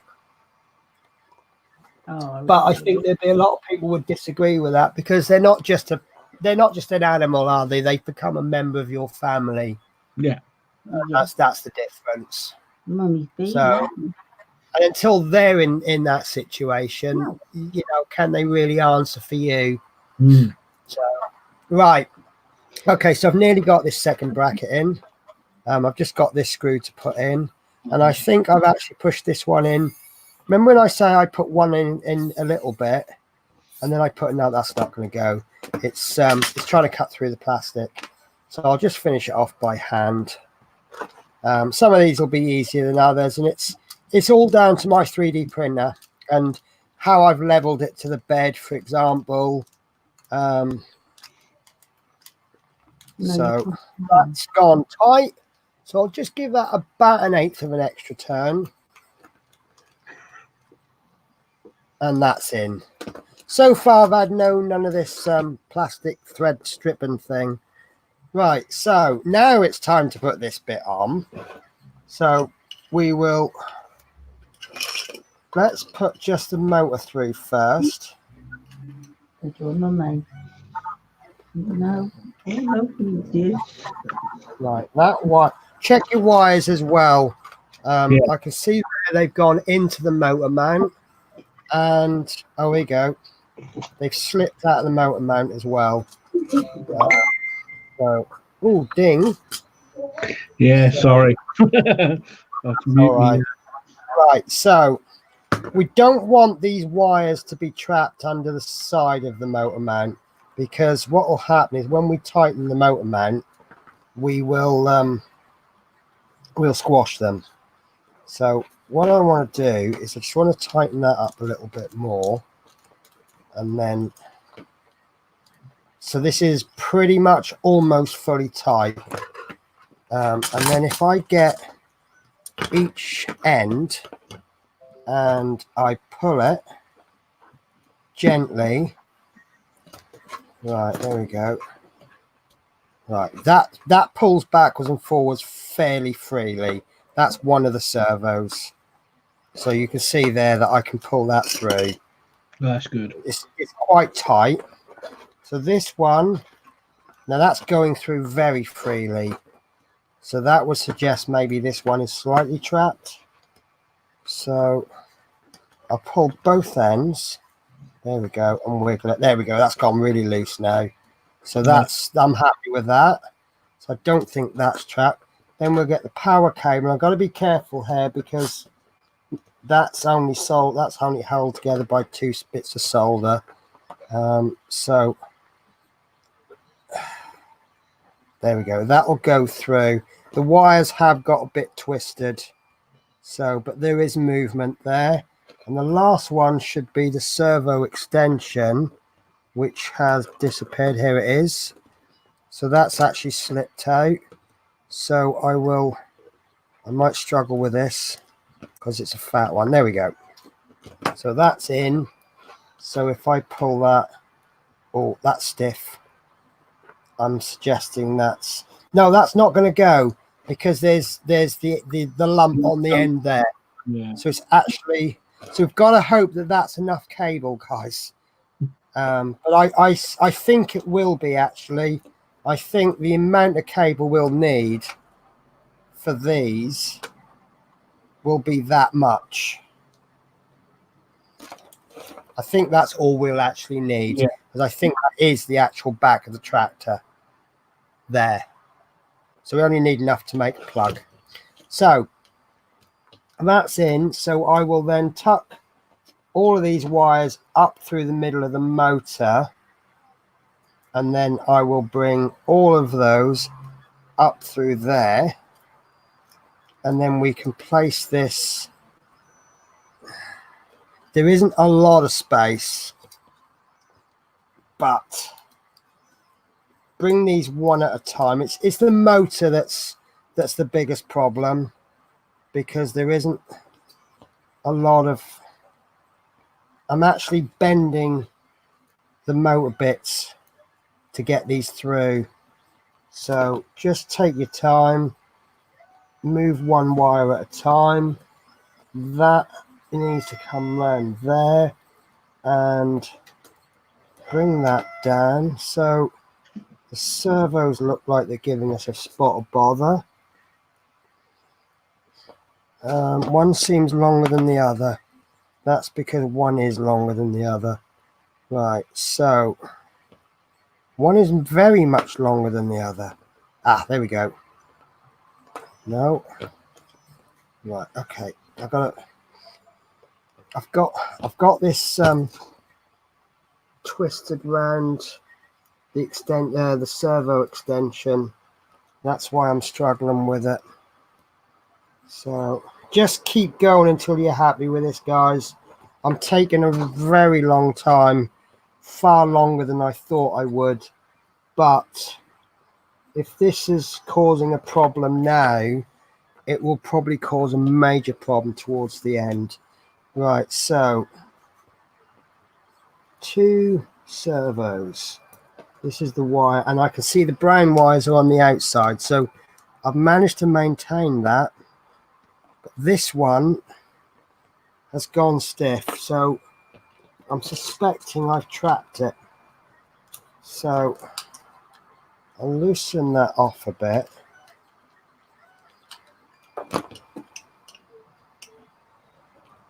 Yeah, it's looser now, so it obviously has been trapped.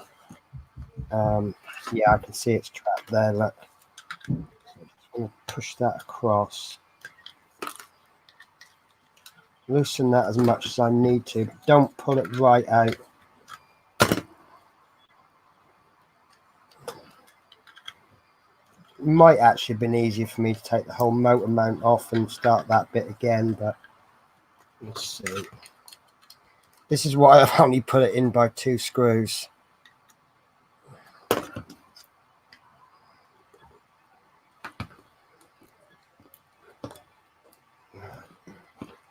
Right, that's looser, but it's still trapped underneath the motor mount.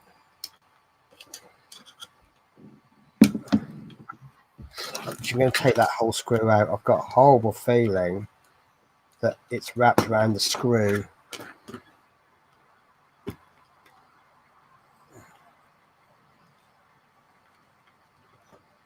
Come on. Right. I can just persuade that to go under there and then pull it up.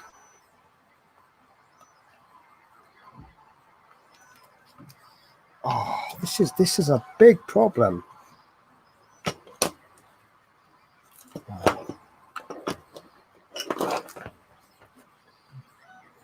Right. I think I want to loosen this off. Trouble with this is the more you loosen it off, the harder it will be to go in later on.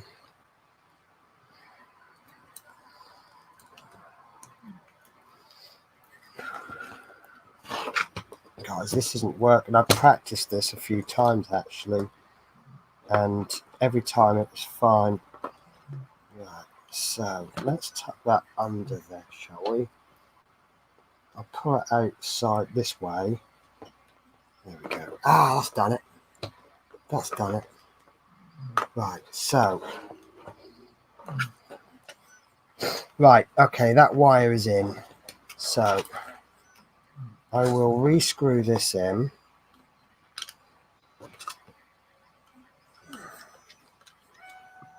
There we go. There we go. Right, so now this.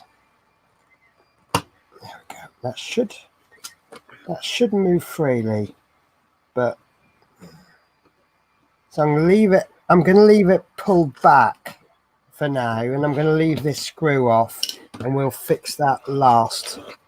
I wonder if, you know, where you put the is it the motor cable through? You know, where you got that junction box. I wonder if that's causing a little bit of problem, being quite tight to the back of the motor. What, this bit? Yeah, what, no, this one, the extension cable. Oh, well, the JST extension, the one with the red end on it. I think so. I think it's that one. Yeah. Yeah, because the solder, I mean, that's actually quite free. That's sitting on the top now. But these are the white and red cables, though, Benny. What, this one? Yeah. Yeah, that's always going to cause a problem because look, that's where the connector is. Yeah, that's what I'm saying. That's that is the problem. We've only, I mean, that can be tucked in there, but now it's actually gone the other way round, and it's. I think what I want to do is push that in there and pull that out as much as I can, and then we'll screw the back down.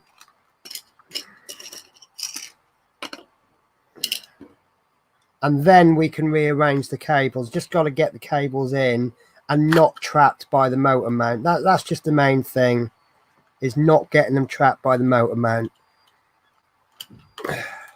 Once this is up and running, those cables, you know, they could be glued in if you want. It's just that they need to be in the right position to... Right, I put that one in fully tight, and I've done that on purpose, because I think that's where the motor's going to go, but we will check it. So, right.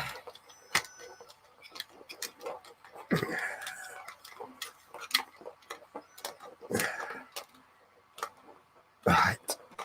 There we go. That's too fully in. Right. So, what I want to do now, check that the motor coupling is in enough. And that is, I don't know if you can see it, but you can see all of the shaft and the motor in there.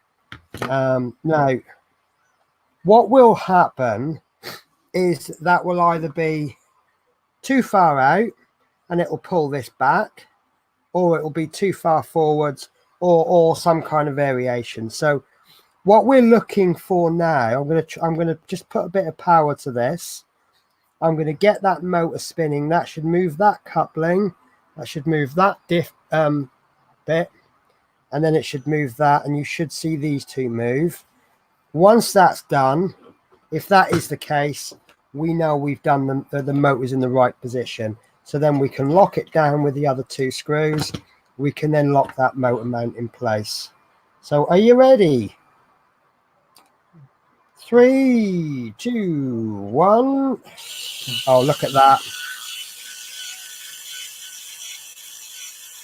That is perfect. Now, I can't hold that. That's too strong for me. But so I know that works now. It's a little bit noisy, as you can probably tell. So what I'll do... Pardon? Put a little bit of grease on it. Yeah, it'll all work in, you know, over time.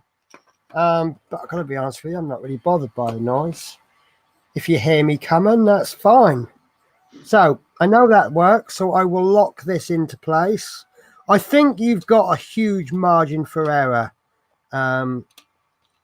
You can put the motor there, you can put the motor there. You know, there's a little bit of space in there. So we could actually, yeah, we could move that motor further forward if we want. But it works. So, and I've got a feeling that this screw now won't fully lock, but it's not going to fall out.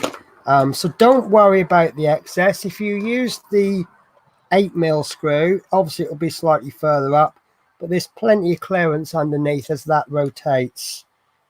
Don't know if you can see the clearance there between the bottom of the screw and the wires.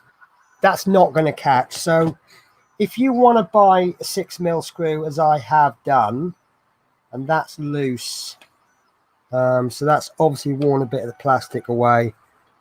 So if you're not comfortable with that, you can always pop a little bit of glue on, but that'll work okay even without the screw.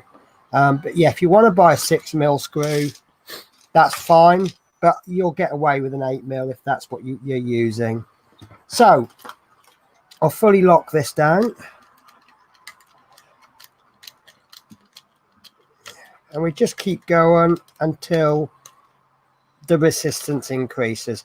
This is a lot more difficult to screw into than, say, the Routemaster, because of the plastic on the printer. It's cutting through quite severely through it. Right, so we've got all of that in. So the next thing we're going to do is we're going to lock the rest of the differential into this upper piece of chassis. And although there will be more to lock in, I'm sure I've forgotten something. No, I'm good. I'm good.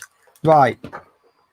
So I'm going to pop 2 screws through there, and I'm pretty sure they're 16mm, but I might be wrong. So I will put one through fully and gently, and if it's wrong, I'll take it out and start again. So pop a screw in there.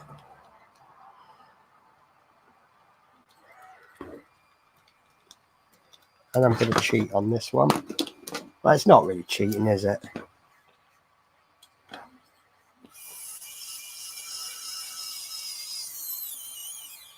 I think that's just, I think 16mm is too long. 12 then, maybe. Pardon? 12mm? I'm going to suggest 8mm. 8mm, okay. Yeah, the reason I'm going to suggest 8mm is because I have worked out the screws when we use them. We bought 8mm and we bought 16mm. We haven't bought 12mm. Oh, okay.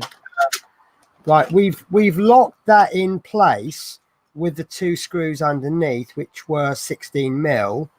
All these are going to do is just stop it from Twisted. Obviously it's locked in there, so it's still a bit of a wobble. Hello, Southern Belle, how are you? So 2 8mm. This is the problem with doing it from memory. I say I've watched the videos about 40 times, but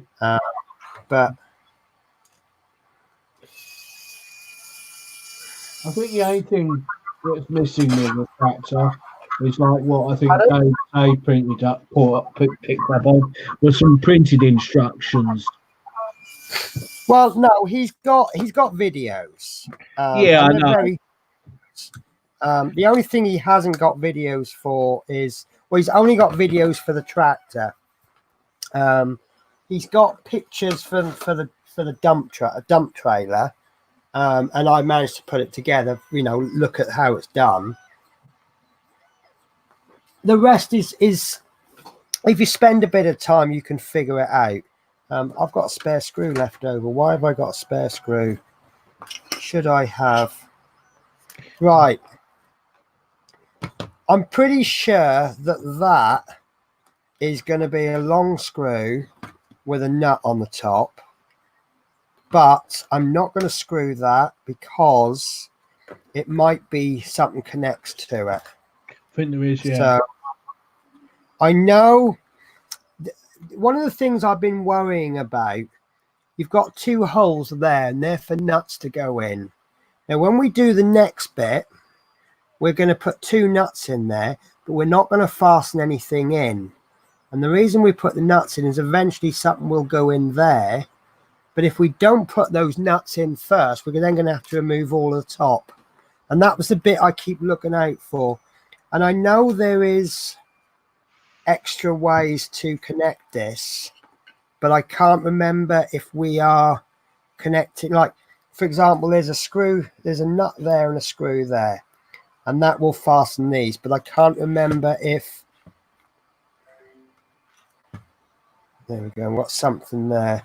So I'm going to leave that until the time comes. It's not very solid, as you can see, but it's not anywhere near ready to use anyway.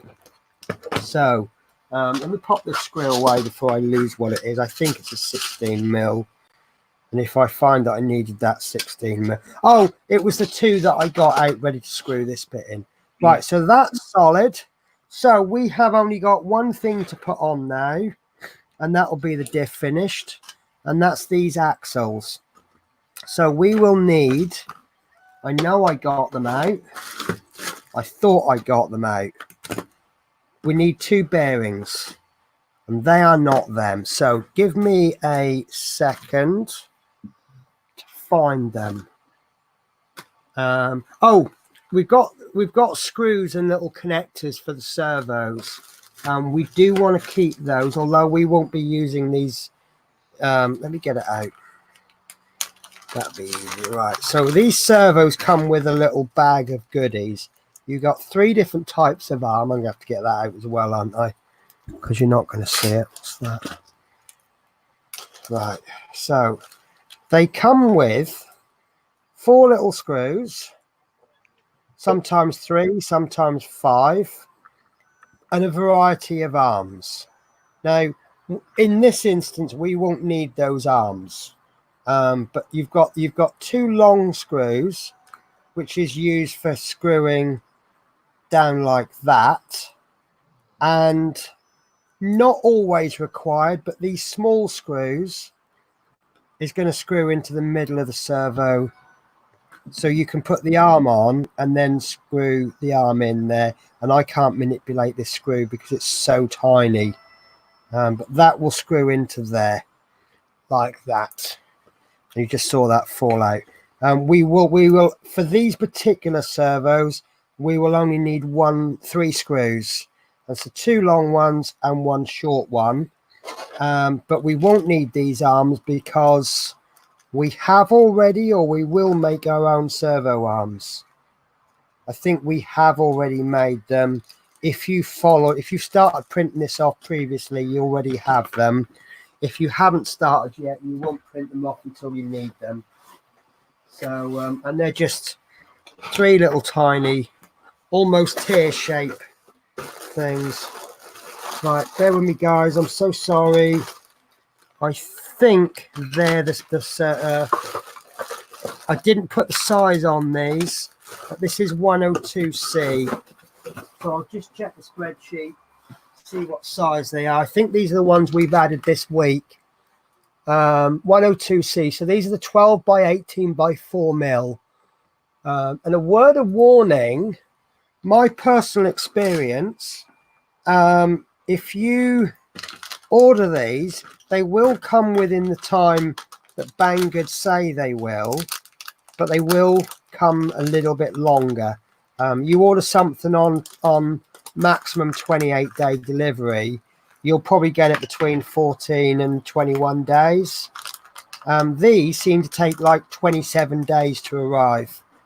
So, right, so what we're going to do, I have already done one, but this needs to go in like that, and that's still not working. So, there we go. That's not going. So, if you are struggling, as you can see, I am there. These, you'll need to just run a little file across those. So, you can see if you can bang it in if you want, but you gotta kind of measure them at the same time. These are going to go in. Let me show you on one I haven't done. So where you've got the hole, this wants to go in enough to cover that hole, but then the bearing needs to sit there. So if you see this lump there, let me bring it into the camera. Right, you see where the edge is? You don't want to push that bearing all the way to the edge because it won't sit right. But thankfully, I bought myself a little present today from Poundland, which I think will sort this out absolutely perfect. Which are these? Whoops! These sanding blocks, £1 for 4. I don't like to buy them like from Wilko's or a DIY store because they cost a lot of money and they just wear out, just rip them to shreds really quickly. But for 25p each, you really can't complain, can you? So I'm just going to rub along there, and I want, it's really not too loose. I want it. I want some movement, but I don't want it so tight. There you go. That's going to take some time, isn't it? So.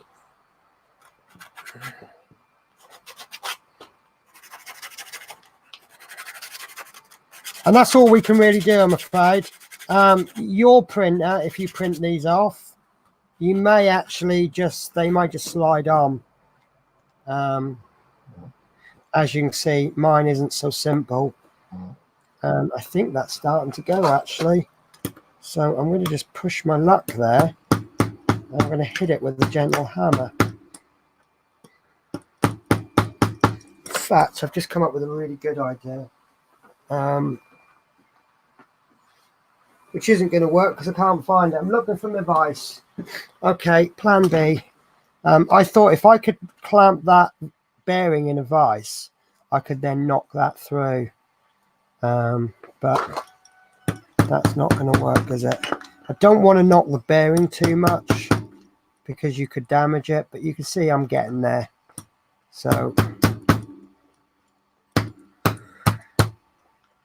we seem to be doing a lot of bearing removal on this show, don't we? And when we did the orrery, we were forever taking bearings off, weren't we? Are you right there, Fleetwood? Yeah, fine, thanks.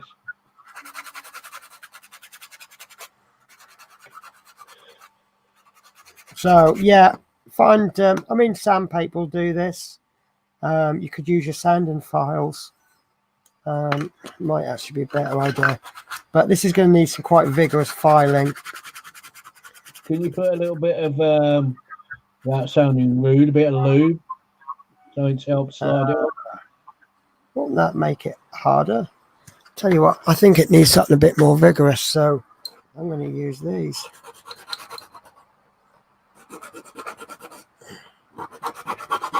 Yeah, that's a lot more coarse.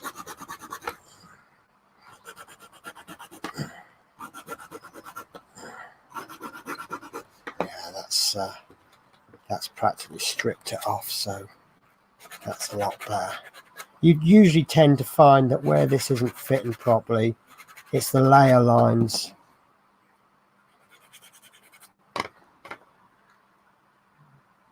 I just file that bit? Yeah. Jesus Christ, how daft am I? I Right. just realised what you've just done then. Adam? I just realised what you've done then. Yeah. Well, because I know I'd file this bit, because when I put this on, I thought, oh my God, I've done way too much. Right. So that is ever so slightly better. But I don't want to overfile it, you see, because if that inner ring of the bearing rotates freely around the axle, then obviously it's not going to rotate well, is it? No. It works better if that bit is stuck fast to the bit and then it rotates this way. Now these bearings, there we go, that's going, that's lovely.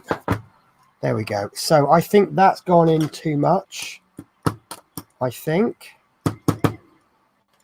Right, so I want it probably about 1 mil for mine. Measure it. So right, there we go. That is exactly how I want it. So the hard bit is making sure that those holes are freely accessible. Right, so there you go. That's gone in like that, and that will be a 2 mil M2 10 mil bolt button head, exactly the same as we want used on this one. Can you see all right, guys? Do you want me to move the camera in? Oh, that's fine, Penny. Right, so gently screw this in, because if it's not lined up with a diff, it's not going to screw through, and all you'll do is ruin the axle, and you'll end up needing a new axle, which isn't a major problem because it's about an hour or two print just for that one piece. But obviously I'd rather be spending that hour doing something nicer, like printing the next piece. Right, so that I feel has gone through, so that's good. And I can't remember, is there a hole on both sides? Yeah, there is. So with any joy, I'm going to suspect that will come out the other end. Right, so let's have a look. Yeah, let's come out a little bit out the other end. Brilliant. So, right. So now we need to do the same on the other side.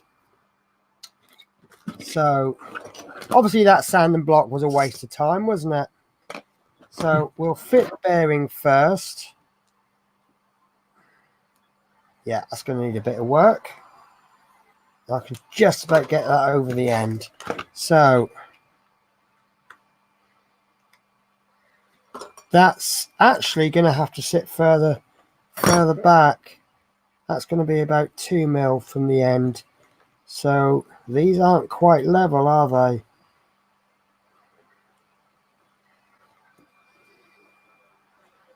No, actually, take that back. That is about the same. Right. So I don't need to go all the way up to the end there. But obviously I might just accidentally get it as I'm filing vigorously. And this is, I'm sorry, there is no alternative for this. No. The alternative to this is to go out and spend £3,000 on a 3D printer and make sure the bed is leveled exactly spot on to 100th of a millimeter spot on. Or you can get a cheaper print and you just end up putting a bit extra work in. Right.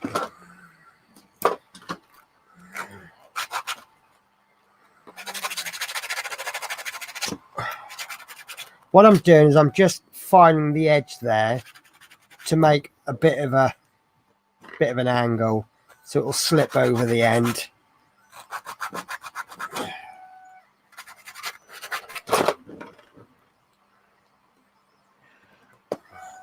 So still a lot of work. Oh no, that's going in. Right, so there's not that much to do. So probably have it done in about 5 minutes, if that.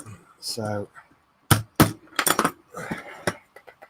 sorry about the heavy breathing. It's I am a bit congested, and also I hold my breath when I'm concentrating, and then as I hold my breath, I end up sort of grunting as I'm breathing out. It's my body's gone. You got to let some air out. Yeah. So I'll be gone. So I used to stick my tongue out as well and hold my breath, but I don't stick my tongue out as much. Although I think it was yesterday, or there was some time. No, it was Wednesday. I did notice that the old poking the tongue out was coming back. There was quite a lot of concentrating required Wednesday, wasn't there? Yeah. I don't think I've pushed that on enough, and I've done that deliberately, and it actually turns out that's spot on. Right, so just to recap, on each axle we've pushed the bearing on, and then obviously we need it on this bit, and we need to position that just right. You'll notice that on this bit here there's a little recess. If I get another bearing out, right, so this bearing will sit. You see there, it's not going to fit, but once it hits that recess, it goes in. So you can now see that when the top comes on, that will have a recess, and that will lock. That bearing is actually really well locked in. There's only about 1 mil deep, but that's perfect for that. That's not going anywhere. So once we've got that bearing on, we're just making sure that hole lines up with the diff, and in it goes. So we'll make sure that's lined up by putting the screw in. And then I think, we've gone over 2 hours. Yep. You know, Gordy, you reminded me of something, right? Don't change what you do as a result of what I'm about to say. But you sent me an email on something the other week, and I was at work, and I mentioned, I'm going to roll a cigarette if you guys don't mind.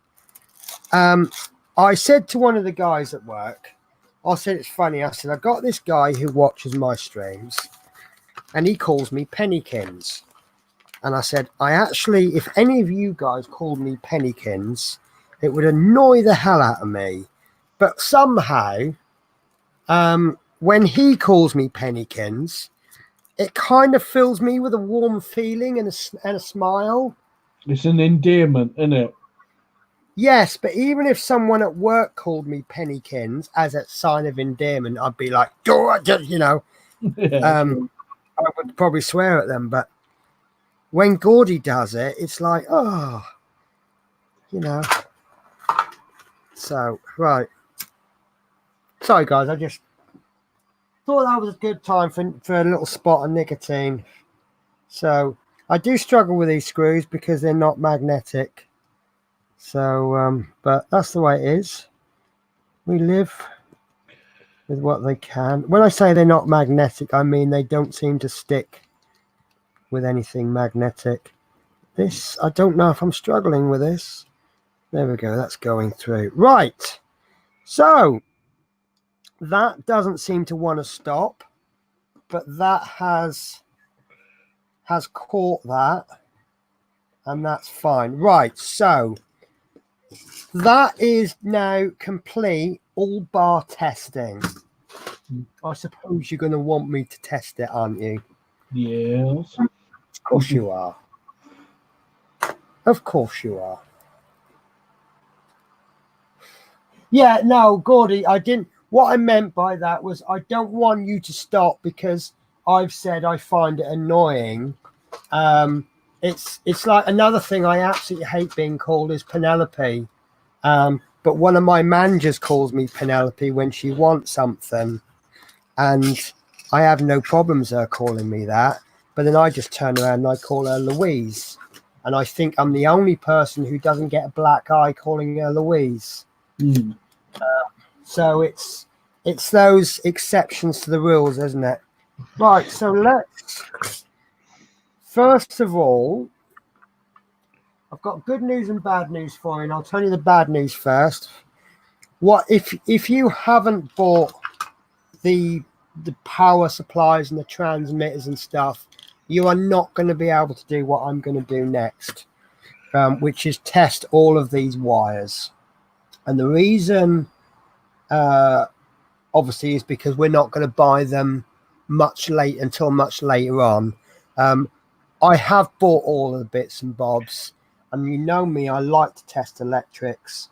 You haven't got to test them, and there's alternative ways to test them.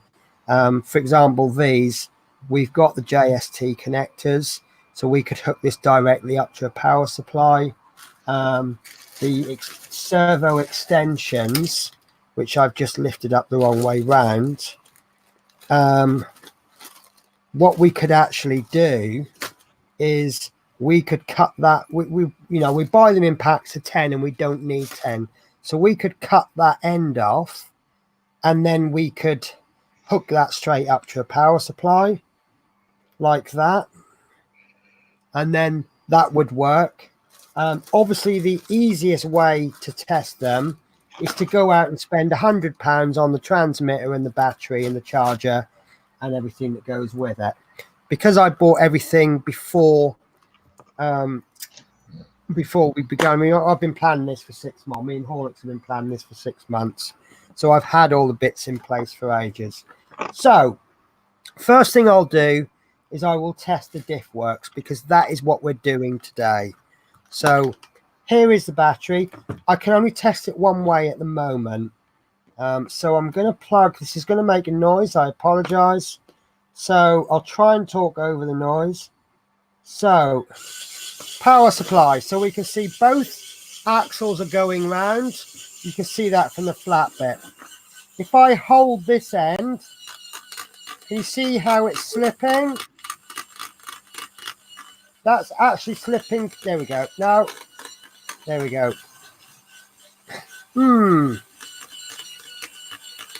Right, that is going round, but not much. If I hold this end, that's going round. And if I hold both, yeah, and that's exactly what the diff is meant to do. I'm a little bit concerned by that, though. So, right, I think I can fix that. I think the way we'll fix that is to push the motor in a little bit more, and that will push that onto that cog a little bit better. We've also got, these are pushing out a little bit, and yeah, I'll tell you what's happening. That bearing has started to push out of there. Can you see that's slightly wonky? Oh yeah. So I think the only way we're going to fix that is to take that off. It must have slipped as we were putting it in. So minor setback.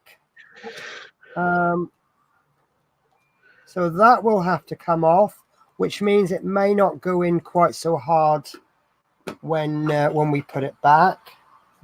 Are you guys all right? I mean, we've gone 2.5 hours so far. I'm good if you guys are. Yeah. This is the beauty of the last week. This is how I've kind of planned it. Each section should take us 3 weeks, but the third week I'm not working the Sunday, so if we need to run the show longer, we can. So although I have a plan of action, this is what we're going to get done in the first week. This is what we'll get done in the second week. Week 3, I've actually planned too much on this one, but week 3 is actually, right, why can't I get that off? Because that's attached there as well. Okay, that's slightly inconvenient. Yeah. Yeah, there's no problem. You can see how that bearing isn't level. All right, yeah. Not a lot in it, but... And that is all it's taken to fix it. So you've got to make sure that's in. So I didn't check that, and I suffered as a result. So David Bassett, how happy are you today? Celebrating a nice win. Today my team beat the team that I'm going to use bad language at this time of night. A certain team got relegated last season. I think Dave Mill would be quite happy at that. And I'm pretty sure they went, oh, League One, we're going to piss on that league. And they actually didn't get promoted last season. And they just lost to us today. Little old Wickham beat massive old Sunderland. So, to be honest with you, the person I feel sorry for most is, I've gone and forgotten his name already. Dominic Gape.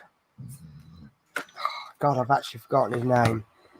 He's a Wickham player who got bought at the beginning of last season by Sunderland. And yeah, so Dave Mill, yes. I think Wickham Wanderers is Dave Mill's second favourite team today. He supports Newcastle number 1, and number 2 team is any team that's playing against Sunderland. So right, I'm going to have to screw that in to test that, because otherwise it won't link with the it won't hold the axle down. So that is going to have to go in. I don't think it's going to go in really tight anymore. Once we've cut through the plastic, it's never going to go in fully tight. Right. Yeah, that's still clicking a little bit. Right, okay, plan B. I'm going to undo the motor just slightly, just enough to allow it to move. So it's going to be about a turn. I'm pretty sure with Horlicks' 3D printer, he'll be doing none of this. So push that in a little bit closer. So you see that's going to make better contact with the diff there. So I didn't think it was going to make a difference where we place the motor, but actually I was wrong. So, but I love doing these unknown that's it, Luke O'Neill. How would I say Dominic Gape? But yes, Luke O'Neill I feel sorry for, because he was a very good player for us, don't get me wrong. Oh, that's much better. Oh, that's superb. That's lovely. Yeah, and in theory, going to Sunderland, going to a newly relegated club, coming from a newly promoted club to a newly relegated club, that is a step up in your career, isn't it? And yeah, it turns out he's gone to a weaker team. Sorry. Right, so let's give this another try. So we hold this down. Oh, it's still slipping a little bit. That's not going round at all.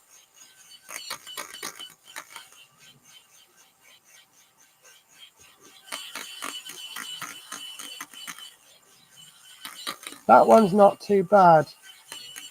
Is it? Is it because the bearings aren't pushed down? That's an improvement, isn't it?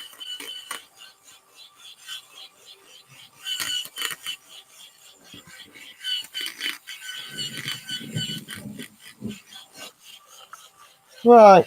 Okay. Well, look, it's working when you do it. I know what it is. I know what the problem is now. I've loosened the diff too much, haven't I?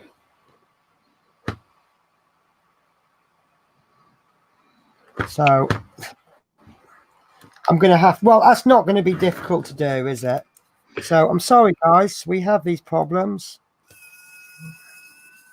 But it shows you what a bit of precision equipment it is, isn't it? Are you all right, Fleetwood? Yeah, I'm fine. I'm just watching you. Very quiet today. I mean, it'll be much better when you get this yourself because you'll be able to build along with me as well. Yeah. So I'm waiting for my replacement Diff to come. Your replacement? Diff to come. Oh, did the last one not work? No, they sent. I ordered what you got, but they sent me one with like the cup fixings on the end, not the holes in the shaft. Okay, that's interesting. Right, so I'm going to try and push that diff out. It's going to be difficult to get out because it's locked in with a bearing.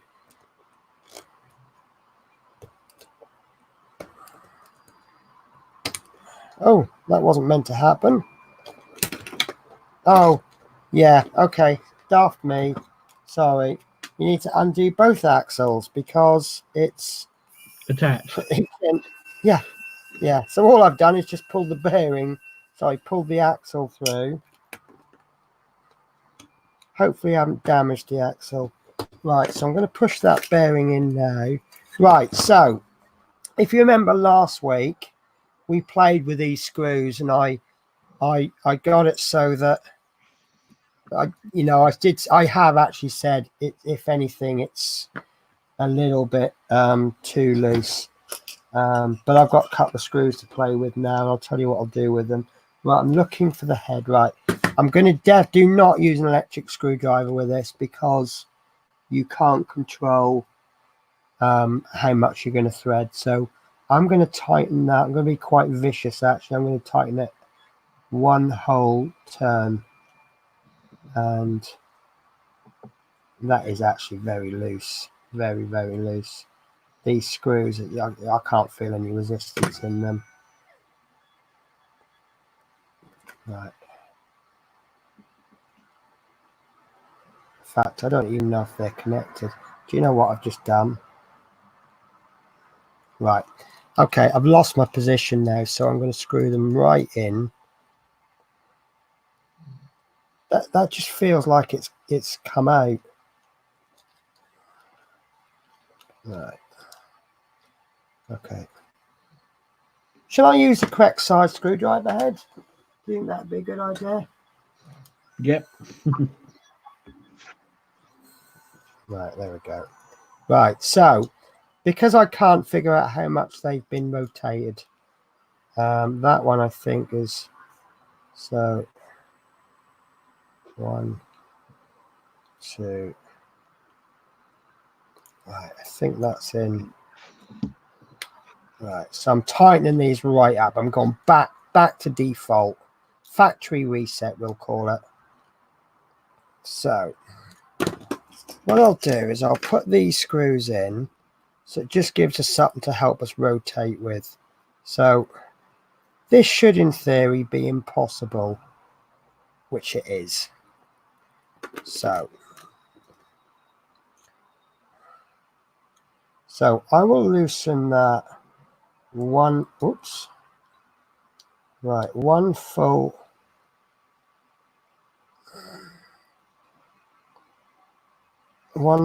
rotation. I think one full rotation isn't going to be enough, if I remember correctly. And I think I've started to strip that thread on that previous screw. It's slipping a little bit. So,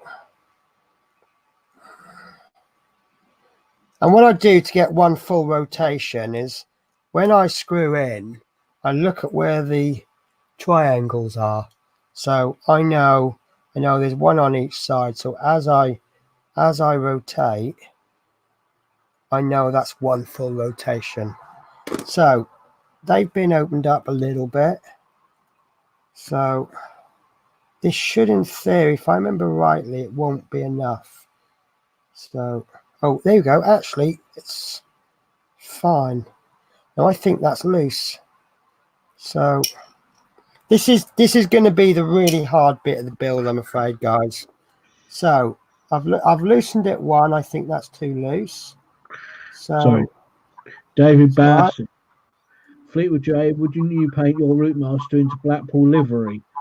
No. I'm not. Well- I'm just like, I like the way you didn't think about that one, did you? No. No. Well, it can be quite easy because it would just be a white top. Okay. So yeah, I could do it, but I'm not as brave as Dave, if you know what I mean. Yeah.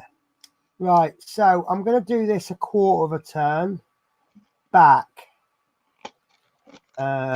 which is I've just loosened it, haven't I? No, because these are backwards. I was going to say lefty loosey, righty tighty. No, hang on. Right, I've buggered it up again, haven't I? I did. I just loosened it even more, didn't I? So I'm going to have to go back to the beginning. Factory reset. So one complete turn. And then a quarter turn back. And that's where I want it. Don't lose your position. So that's the one I've just done. So, ooh. Right. One complete turn and then back a quarter.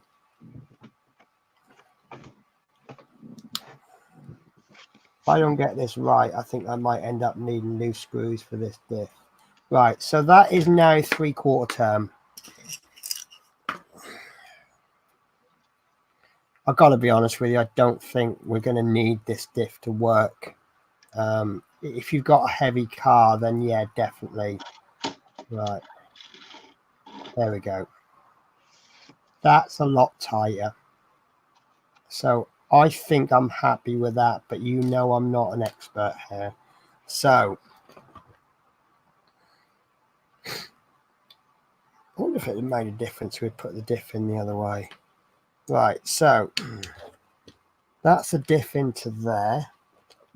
Then this goes in. Remember that the fatter bit goes pointing outwards.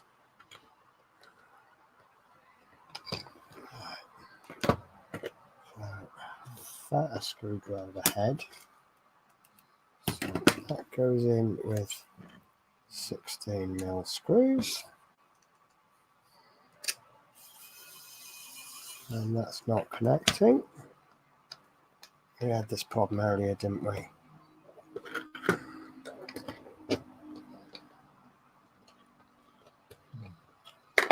Actually, I feel really embarrassed now about that Lugonine. And I'll use the correct head on that one. Yeah, I tend to find if you haven't got the right size head, it kind of doesn't work properly. It's funny that, isn't it? Look at that, straight in. Right, so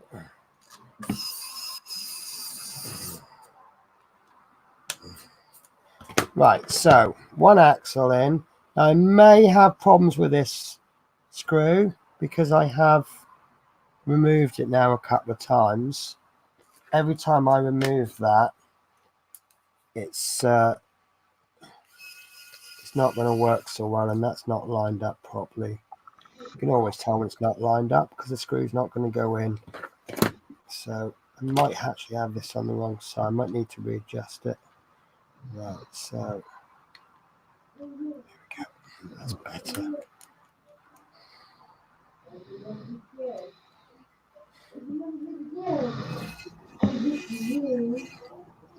I think that's the one from the other side.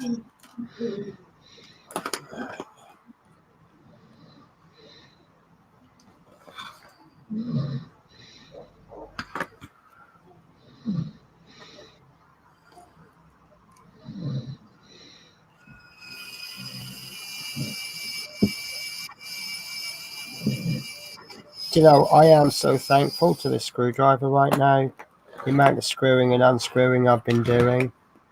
I must admit, I'm thankful for mine when I did I had to take all my seats off my top deck so I could repaint the floor and then put the seats back in. Yeah. Even though I did end up with blisters on my finger from other parts of it. You know what I mean? I was like, I couldn't have done it without the wow stick, even though mine. You've got a genuine, or more of a genuine need for an electric screwdriver than me, haven't you? I'm just a lazy bugger. No, it does help though. Do you know what I mean? It's it takes the worst out of it. Do you know what I mean? I've got a feeling that this hasn't been. It's now too tight. You've got to hold that down hard, and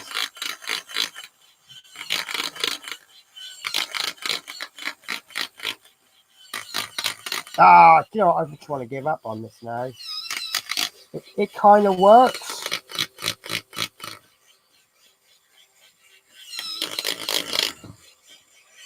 You know what? I'm going to stop there because I'm obviously not going to get it right. And I'll be honest with you, something this light, I don't really think it's going to make a difference. If you've got a lot of weight pushing down and you're doing a lot of cornering, it's going to need it. But I think if anything, the wheels will be light enough, they'll just slip themselves, won't they? Aren't they? Yeah. Sorry, I was just Help reading. me out here. Yeah, sorry, I was just reading the comments. Yeah. Chris Davis says, did I do any more on the 3D print? No, I didn't, because I was not well and I slept all day today. I'm partially embarrassed about it, but I'm not. Right. So let's finish off the show by testing all the other connections. To do that, I'm just for convenience, these little bits that I said we won't be using, I'm going to use.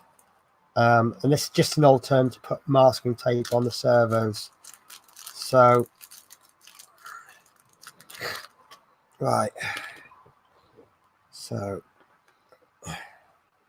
that's the wrong way round.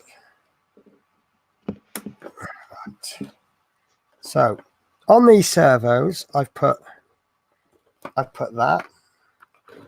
And that's just so you can see them moving. We need something to connect.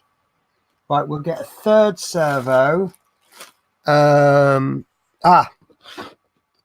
Right, I'll do the servos first because they're going to be a bit different. I need that third servo. What did I do with it? I bet I put it away. Right, so let's get out my transmitter and my receiver.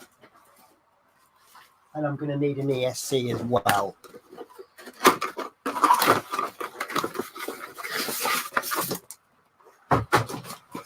So,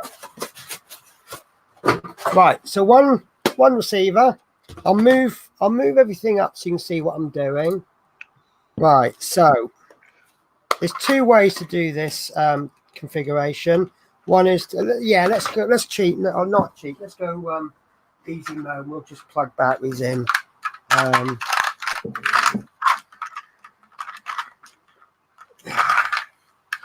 Right. So obviously you won't well, if you're following the guide, you won't be getting this for many weeks. I'm just doing it because I've got it, and you know, we want to do a test. We know they should work, but if for some strange reason it turns out they don't work, then it's easier to fix it now. So, right. So we've got transmitter and we've got a receiver. So let's do it properly, shall we? So, right, we'll turn this on, and I can't remember if I've paired this. So there's a little button in there, and you need to press it twice. And it's too small for me to do with my finger, so I'll use a file. Actually, the simplest way to do it is to actually plug it in. So let me find an ESC.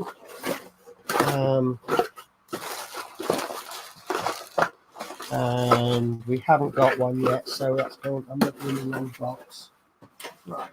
So the ESC stands for electronic speed controller. Yeah, I think so. Is Yeah, that right? sounds about right. Yes. Right. So let me just double check the spreadsheet. I've got some ESCs with brakes and some without. So I just want to make sure. I'm just going to grab any ESC. So this is 903W. This is actually without a brake, so I don't want that one. This one's 104B, which is ESC with brake. I think anything that controls a motor that has a speed control needs a brake. And that's so that you can't... If I went like this and then like that, it's basically if you're driving a car and you're driving along and then you slam it into reverse, you'll all go flying out the windscreen. What this does is it stops that from happening. So when you do that, all it'll do is slow it down. Then you've got to let go and then you do it again. Right, so the way this works is of course I can't pair that. There's no power, is there? Right. Oops. So we've got three leads. We've got a power in, which is this one, and a power out. So what that does is the power comes in, powers the ESC, and then it sends a signal out. And this will plug into the battery. So I thought that had right. Switch on. We've got a little red light. So now what will happen is this lead now, let me bring it in. That is now exactly the same as this lead, but there's now more control.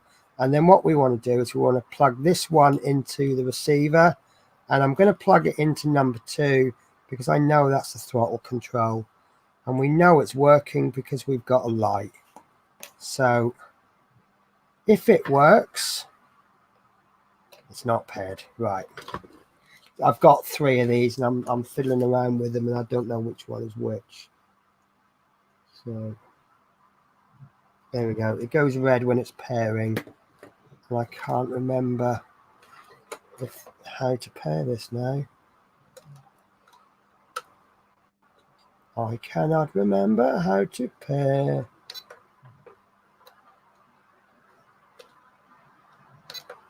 Right, enter. Right, set up.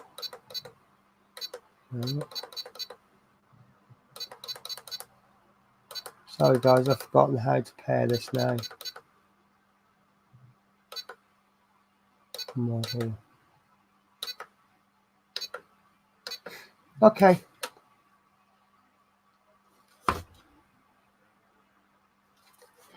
I don't think I've got the manual in the box. Can anyone remember how to pair these?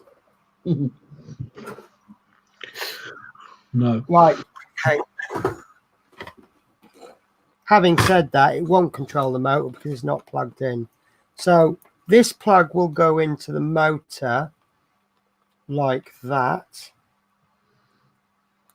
And that still doesn't work. So, right. That's not paired. I can't remember. Right. Okay. I'm going to have to Google this. Right. Where's my keyboard? How to pair RC6GS. I know that you press the button like twice for 2 seconds. Oh, there we go. Radio Link products, use the manual, download. I don't actually want the download, I want to see it. So sorry about this guys, bear with me.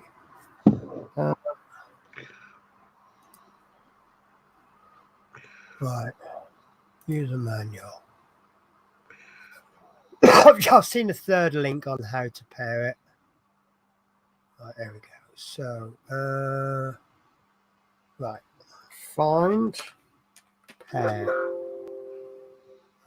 bind. No. Right, okay. Okay, let's try this third web link. How to bind with Radio Link RC drifting crawler. That was a YouTube video. Oh. When you get adverts pop up and suddenly the screen size changes and you end up clicking on the wrong link. I do that with Banggood a lot. Right, put the oh no. Yes, car transmitter and receiver close to each other within 50 centimeters. Turn on the transmitter, then power on the RG, which is what I've done. So let's turn that off. There is a black button. Press the binding button in 1 second until the light starts blinking.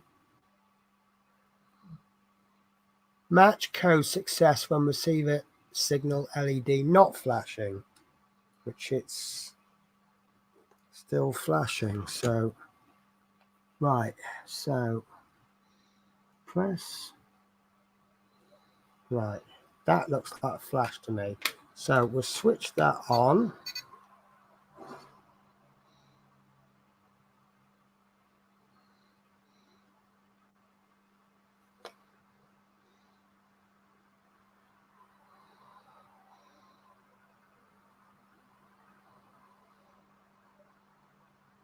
That's not working, is it? No.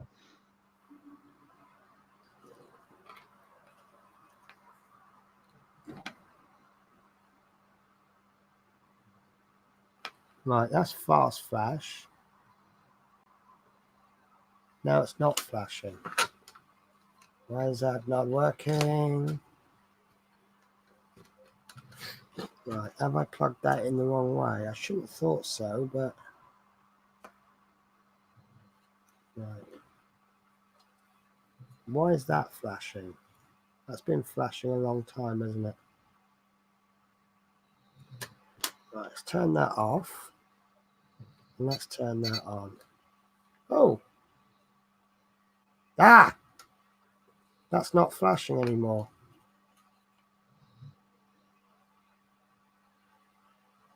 I'm absolutely positive it's white near the top.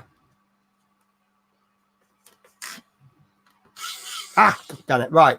Okay, so I don't know how that worked, but it worked. So I'm not going to complain. Right, so we've got one transmitter. We've got the ESC, and that's plugged into channel 2. Channel 2 is the throttle.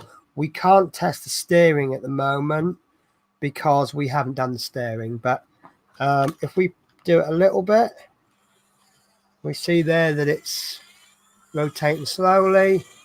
And if we do it a lot, and then I'll test that brake. If we slam it into reverse, oh, it actually does slam into reverse. Oh, it's been reversed, look. That's interesting, look.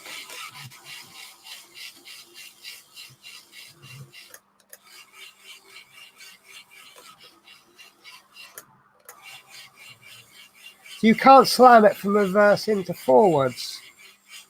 That's...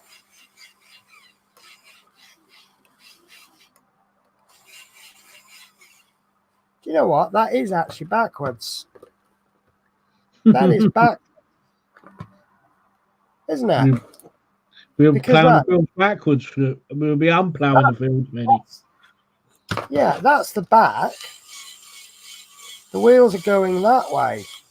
Yeah. And then right, okay, well, that's not a major problem because I can change that on the receiver. Reverse. Channel 2 is now reversed. So, there you go. Ah, right. I don't know why, but you can go from reverse into forward. But I've actually reversed this. So this is now going forwards. If I slam it into reverse, you see how it stops? Right. Right, now let go, now put it in reverse. But for some reason, you can go straight into forwards. So that's fine. Right, so channel 3 is going to be a servo. So we want to plug this servo extension there into channel 3. And this will control the trailers. Now I've deliberately got this servo. This is the servo that will actually be used for trailer, but for the purposes of this stream, we'll just call it a servo that I just happen to have lying around. So the main use for this one will be the trailer. You know, you've got the bits on the back, so you can drive the tractor up and down the trailer. So this is going to be a problem. I need this cable out further because I can't see which way around the cables are. So, right, I think I'm going to have to resort to a new toy that I bought today from Poundland. That I said they're a load of crap, but they do the job. And that's this pliers set. Actually, these are better than the last ones I got. They're really cheap, nasty pliers, but they're good for gripping and holding. So I want to get this out. So, because we did push this in, but I don't want it in because I can't see which way round they go. Having said that, I think you can't push this in the wrong way.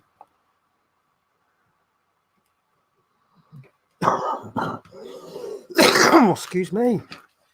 Right. Yeah, see, this is why I want to check things now, you see.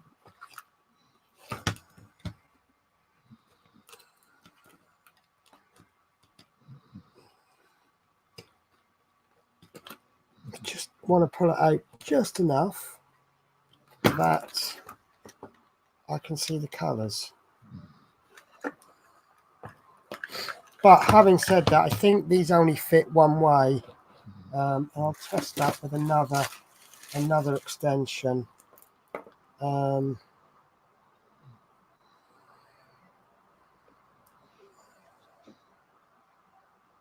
they will go anyway. Right. So I think. Do you remember which way round these go? Would it be orange to white and brown to black? I think it if is. So, that's going to be the correct way there. And that's not going in. So has that now been squat? There we go. That's in. Yeah, that needs to come out further. Right. I know something happened because I heard that go. So this is on channel 4. And the reason I put it on channel 4 is because it's got a potentiometer as opposed to an on-off switch. So if we turn that, so that's only actually got 90 degrees to it. So have I not done that enough? But you can see there that if I had this as an on-off switch, it would flick each way and you wouldn't get a nice smooth movement. So if I've got, for example, a trailer attached like this, what I would do is I'd drive the tractor in, I'd stop it, and then I'm trying to get that set up right. And then I would just lower the ramps like that. So we know now that this one works. The next ones to test will be these bits. And I don't know how we're going to do that because... Oh, right, that's going to have to be a switch. Right, so we want to plug both of these into one switch. So the only way we're going to plug them into one switch is to have a Y, like so. I'm deliberately explaining this way. So what this will do is this will power 2 servos off one connector. Otherwise, what we'd have to do is we'd have to connect these in to separate. Just check that. Right. If we used channel 5 and 6, which I think is going to be this way around. Yeah, there's one. Right. So what I've got there is I plugged them into 5 and 6. And I'm sorry about the black bit, but it means the only way we can control them is with individual switches, which is fine, but these are actually going to operate a lift. So can you imagine having the arms go up like that? Yeah, that wouldn't be, you'd have to do them both together, otherwise they'd break. So the way round that is we plug in a splitter cable, which I've just, right, there we go. So this is our splitter cable. So you see we go from 2 into 1. So this one will plug into there, and this one will plug into there. And now this will plug into channel 5 or 6 or whatever channel you want it to do. And why is that now going mental? That's interesting, isn't it?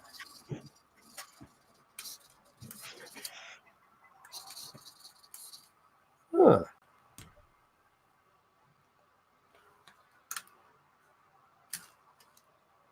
And on channel 5, it's not working at all.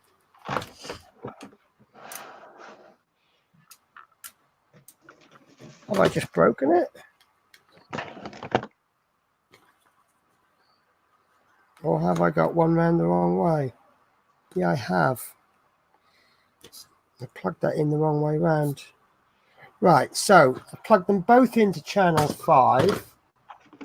And now you can see that by having them into the same channel, they both turn off one switch.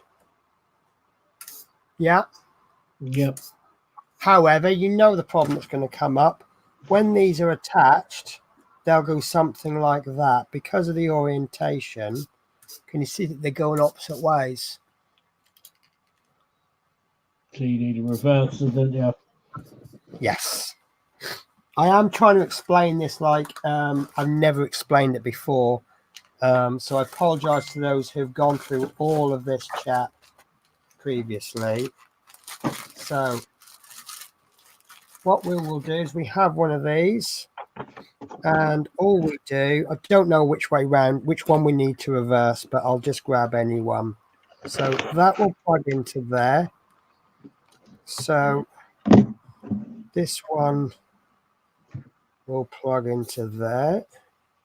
Do you know, they look right, you got white, red and black, and that's a servo. That's brown, red and yellow, and this one's brown, red and orange. Right, so we've got the wire splits into 2 and one of those gets reversed. So now if I flick channel 5,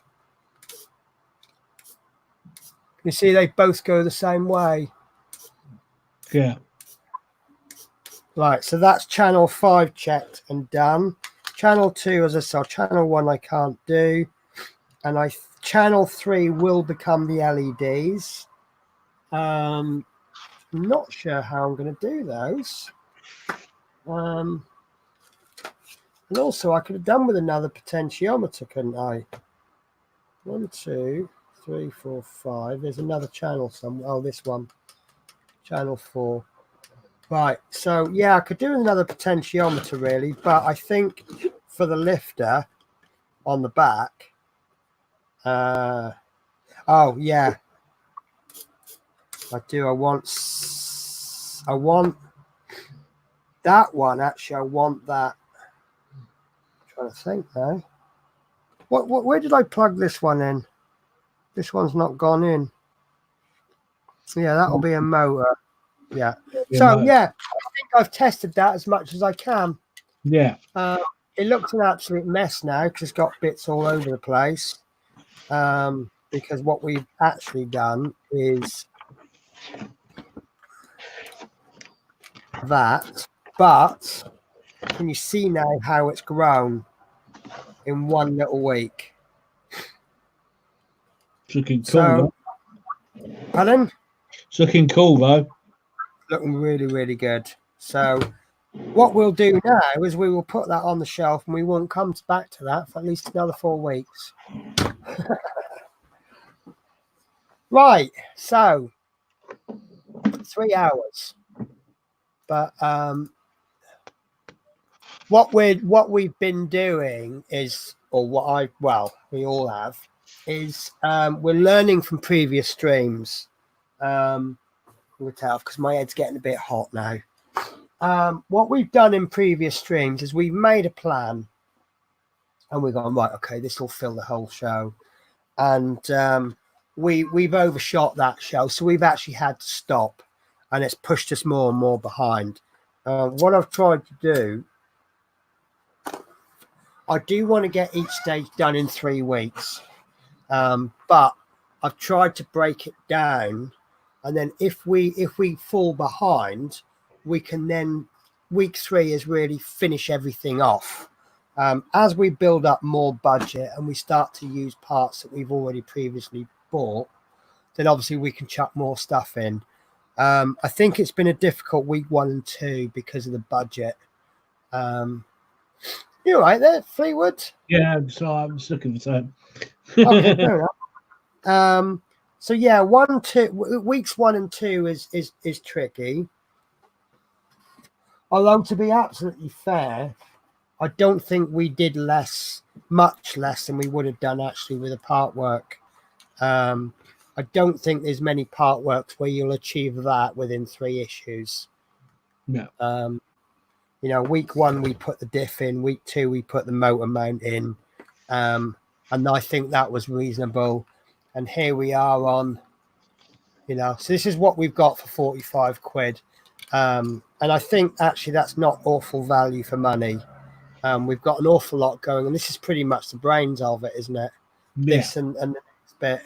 Once we get that bit in, that's the brain box, really, isn't it? Yeah. I think as well, So electrics and electronics take their time because you've got to sit there, fine tune, get everything working. Yeah. I'm not happy with that servo bit, and that was something I didn't anticipate. I'm looking at Chris Davies' comment, right? I'm going to be honest with you. He said 10 minutes ago, tweezers. And I looked at that and I thought, no, that ain't going to work. And I sort of saw it again. I thought it's not going to work. Now I'm thinking actually where I've tried to grip this end with the pliers, I think if I get tweezers as well, I can see the wire there. I can see it's not trapped, or it doesn't appear to be trapped, but I think I might actually take that advice and I'll push the wire up with the tweezers and pull the other end. So what's that? Makes me laugh, that. Suddenly we've got a load of chat just come up. That was interesting. And we had nothing for ages, and then suddenly 5 lines came up. All woke up. So yeah, I mean, obviously, if you've only got a small budget, you can't test that the way that I've just tested it. Yeah. And but hopefully, I made a couple of, I won't call them mistakes because I don't think I've made mistakes. But I've been forced to make a few adjustments, and I would rather have spotted them all there than get all the way to the end and go, okay, I need to adjust this, that, and the other. It's a lot of screws gone in, and there's still a load more to go in. And actually, that does weigh quite a bit. I reckon that's half a kilo. Blimey. That's why it's motor heavy, isn't it? And the diff's heavy. Well, yeah, I mean, the motor is most of the way. It's probably over half of the weight. So, yeah, I'm happy with that. So next week, we start on the steering. I've currently lost the steering caps. I know they're in a box somewhere, but I've got about 4 weeks to find them. When we do... Let me just check this. Oh, we've got to go through next week's bits, haven't we? That's going to really push the show. Right, so diff, steering. Right, then we're taking a break from the tractor and we'll be doing the cabin and the leveler. We won't be able to attach them to the tractor because the tractor won't be finished. Then after we've done that, we're going to do the section that's called Almost There. And it's pretty much going to combine this bit with the steering that we haven't started yet. And I think that's the point. It's going to be putting the rear arms in. Right. Now, the problem we've got with the rear arms is that to do the steering, you've got some rods with some caps on the end, and they will attach the wheels, and the servo will move it, and it will do that. So it'll turn the wheels that way. Pretty simple. You've got some slightly different rods to go on the back, and they're a special shape with a bit of a bit. They go thicker in the middle and they get out thinner as they come at the end. The only place we could find them was a place called Hobby King. The link is in the spreadsheet, but we ordered them. Right, we ordered them about mid-August, and they are coming from Hong Kong. The rods, the front rods, are coming from a British depot warehouse, and they came within a few days. Now the rear ones, when we ordered them, they said expected stock end of August. End of August came, and it said it changed it, and they said expected stock end of September. And come the end of September, they've changed that to expected stock date unknown. So I've ordered them months ago and they haven't arrived. I'm finding difficulty getting the front ones and the back ones on mine at the minute. Really? Right, okay. Well, you only need three rods, don't you? So I can send you a few. Because I ordered 2 packs, then I lost them, so I ordered 2 more packs, then I found the first packs. Oh, okay. So I've got 5 packs. I need some for Horlicks. They're only like a couple of quid, so instead of buying 1 pack, I went, sod it, I'll buy 2 or 3. I might even have bought 4 packs. I might even have 6. I know for a fact that they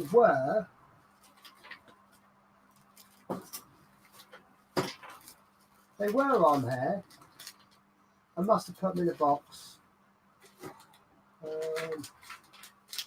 Yeah, it looks like I did. Do not tell me that's the ESC I've been looking for. Oh, right. I must have put them back in a box, but I saw them this morning, so I know I've got them. I was going through parts. Right, so let's go through some parts that we need for next week. I do apologize that this is dragging on. Right, so I've gone all the way to week 10 for some reason. So week 3 is now right. So this is the new layout I've shown you, haven't I? There's less parts. So all of those parts there we've printed. Now next week's prints are these parts here. And if you followed the old spreadsheet, if you've already done the printouts, you will already have this. So I'm if you want to see these, go look at last week's show, because I don't really want to go through it too much because it's dragging the show on a bit, isn't it? But if you followed the old show, followed the plan so far, you will already have these. So next, issue 4. So we want the electronics for part 10. because we need to allow a couple of months at least to get that. Now, this is quite simple, actually. This is the ESC with the brake, which I think is actually the ESC I've just used. So 104B, and it's going to be roughly £6.23. You can see the cost now, can't you? At £10.66 for week 10. So 104B ESC with brake. There we are, ESC with brake for the tractor main motor. There's a link, and I will just change. Do you know what? I don't know what the hell I've been buying, but that's now gone down to £4.58. So let me show you that. Share screen, share screen, share screen. Right. So this is the part 104B. It's £4.58. I've listed it on the spreadsheet as £6.23 because that's what I paid for at the time. So there's a couple of quid saving there. And the other thing that you will need is the seat springs. And I paid £2.11.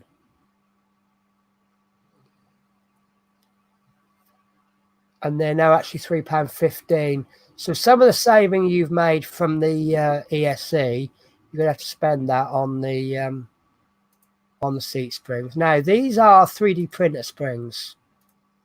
There we go. They're just springs.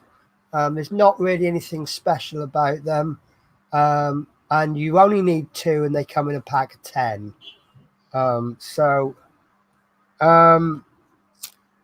If you want to source an alternative, these springs are going to go underneath the seat. They're not going to physically do anything. They're more for decorative purposes. So I would suggest, if you want to save yourself a couple of quid, just source some springs out. If you want me to, I'll take some measurements for the springs. I can't at the moment because I can't find my little I can't remember what it's called anymore. What do you call that thing that measures things? Your calipers. yeah. Oh, my brain's gone, isn't it?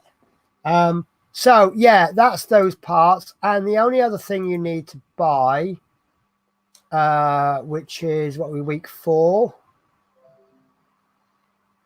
You need to buy some M3 Nylock nuts, some M3 35mm button head screws, and some 25mm M3 button heads, some 12mm M3 button head screws, bolts, whatever you want to call them, and some 10mm M3s. And just to change things up a little bit, some 12mm M3 countersunk screws. And that brings the total cost for week 4. Well, week 4 spending, because there's no electronics that we need for the first week. So the cost is £15.50. But because you're going to be buying the week 10 electronics, maybe I should redo the costs. But week 10 is £8.34 of electronics. So it's I'm putting a lot of emphasis on. Hello, Harvey, how are you? I put a lot of emphasis on the cost because I'm trying to keep this low cost. However, whereas I do the cost for the whole week, you're actually taking a little bit of that cost, and then a future week. So it's a little bit awkward. I'm probably just I might even just take the emphasis off the cost, and we'll just stick this to saying it's £11 a week. Is that reasonable? Yeah, fine. Yeah. So, right, I have talked for nearly the entire stream. So, over to you, Fleetwood. Your thoughts? Any criticisms? Anything you particularly liked? And what maybe anything you would have perhaps improved or done differently? Not until I actually get the parts and have a look myself. You know what I mean, and Right. do it hands on. But apart from that, no, it's all a learning curve, isn't it? This, like you say, every 3D printer has its tolerances, and I wouldn't know because I don't have one. So That was the biggest problem. And I recognize that problem because I have a tendency to have the nozzle slightly too close to the bed. If I have it just right, it doesn't seem to print to the bed, stick to the bed. So I have the nozzle ever so slightly. But if you imagine, it needs to come out and sits like that. Because it's close, it's going to force it out a little bit. So you're going to get a slightly wider line. So I probably get a tenth of what is it, 100 microns, is it, to a millimeter? So instead of, I print with a 0.4 nozzle height width, so each line is 0.4 mil, so that's 400 microns. You'll probably find that the outer one is, and the inner, it probably goes over by about 20 microns. Take care, Gordy B, and everyone. I hope people did enjoy the show, including the boring bits. So yeah, each piece that I do, whether there's the edge, whether it be a screw hole or the outer edge, or with a motor mount, there's a gap in the middle.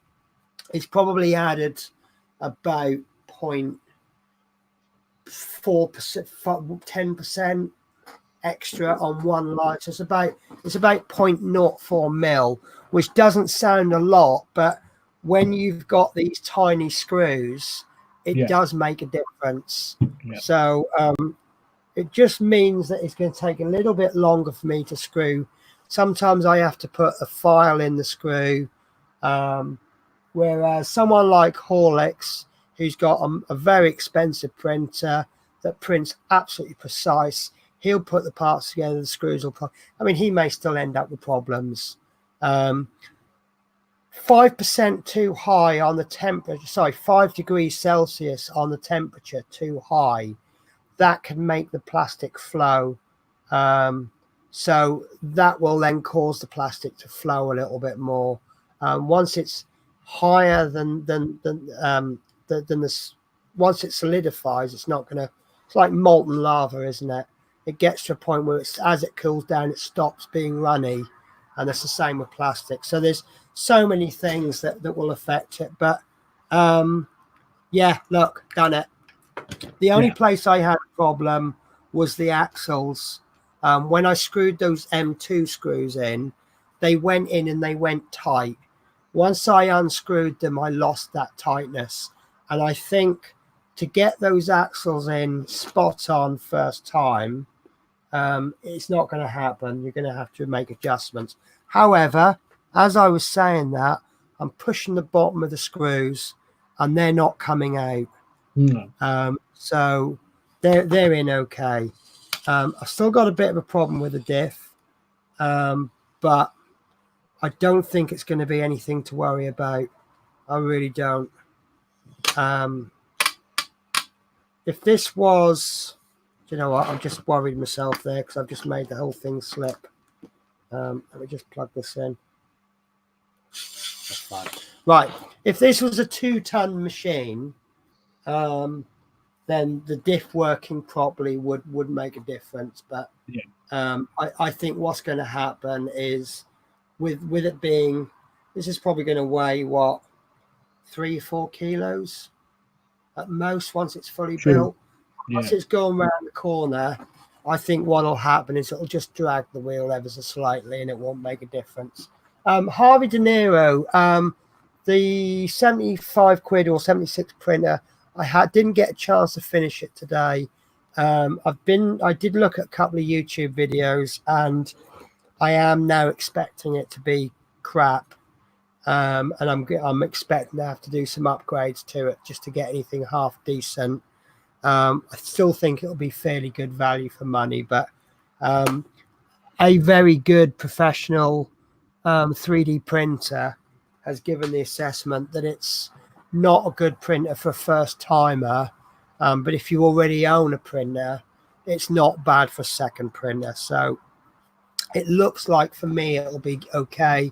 For you guys who don't own one, perhaps not. So right, so I can't think of anything else that I need to say other than, sadly, guys, I won't be streaming next week because I'm on late. Yep, so it'll be me on Wednesday with Dave, Adrian, and Chris Davies. Me tomorrow, and then on Tuesday I've got the Eureka crate, which I've done. When are you doing that? Sorry. This is coming out Tuesday. I was going to do it live, but I haven't got enough time. Okay, no, that's fine. Right. So, starting from the beginning, you didn't necessarily know about this. I'm going to be streaming tomorrow afternoon. Okay. I've got the latest pack of the Harley in, so I can now continue with that. Because if you remember, I gave it a bash before, but we had two parts that it's saying use the part that you're not going to get for 3 months. Well, with me being 2 months behind, and now I've received it, I can now carry on with that. So I'm thinking 2 o'clock. Yep. There's a good stream time, and I'll stick as soon as 4 o'clock hits. I will finish the stage that I'm doing, and then we'll call it a day with the stream. So it'll be no more than 2.5 hours, and then 8 o'clock in the evening, it's myself and you doing the Fiat. Yep. That will be on your channel, won't it? Yep. So if you do me a favor and just write something into the comments if you're able to, and then people not subscribed to your channel, I really do recommend it. Fleetwood is newer to YouTube, but you can see the content that he's got. He's going to be a massive YouTuber one day, and this is an opportunity to see the Fiat for the first time. So we don't know what it's going to be like. We could be the best build ever. Doubt it. Doubt it'll be better than the Routemaster, but you never know. It could be the worst build ever. It's a new build, isn't it? So it's an opportunity to put new technologies in. So it's got potential, and we will not have a clue what we're doing. I certainly don't, because I haven't seen the instructions. Well, I've had a quick look, but I've not really looked at the instructions. You know me, I like to build for the first time on the day. Where are you with instructions? Have you studied and memorized them? I haven't studied and memorized them. I've had a quick thumb through to get a general idea where we're going, if you know what I mean. So without looking at from what you can remember from the manuals, do you think it's going to be an easy build suitable for everybody? Yeah, I mean, there is the Fiat 126 is a very basic car, so you know you're not going to get the details like of the Jag and the Mustang or anything like that. It's just very simplistic, if you know what I mean. So if I was a 6-year-old, do you think I'd build it on my own? With your mum or dad, yes. Right, so 6-year-old with assistance. If I had extra fat fingers, do you think I might struggle? No. It's right. I'm just thinking of certain groups that may struggle. Someone with mild to medium arthritis, perhaps. That's me. So at the end of the day, if I can build it, then anyone can. Someone who I can't think of anyone else that would be questionable. I would say someone who's registered blind, but I know someone who's registered with blind that's been doing a really, really hard build in the Jaguar, and they've done extremely well. That's not the only person I would recommend this to is if you've got no arms, but that's been a bit right. Yeah, fair enough. Here's a good one. Someone who suffers from Tourette's Oh yeah, you could try. or anger management issues. Do you think they might struggle? Yeah, yeah. Because let's face it, there's a couple of issues with the Routemaster that if you've got anger management issues, you probably don't want to do a live stream. Yeah. From what I've seen of the build diary of this that's been done, because this came out in Poland about 2 years ago. Okay. What I've seen of it, it looks pretty basic. I mean, so yeah, a tricky bit might be the caravan towards the end, but Yeah. you know, there's And it's got a nodding dog in the back of the car. two in it, yeah. That's what sold me. No, it's when I saw it, I looked at it and I just thought, I really like it, but I am not spending all that money on a car that small. Then I saw the pictures of the caravan. And I'm like, now it's good value for money, and Yeah. it's got, for me, it's got smile factor, isn't it? Yeah. You know, I mean, a little car, call it a caravan. That's cute, isn't it?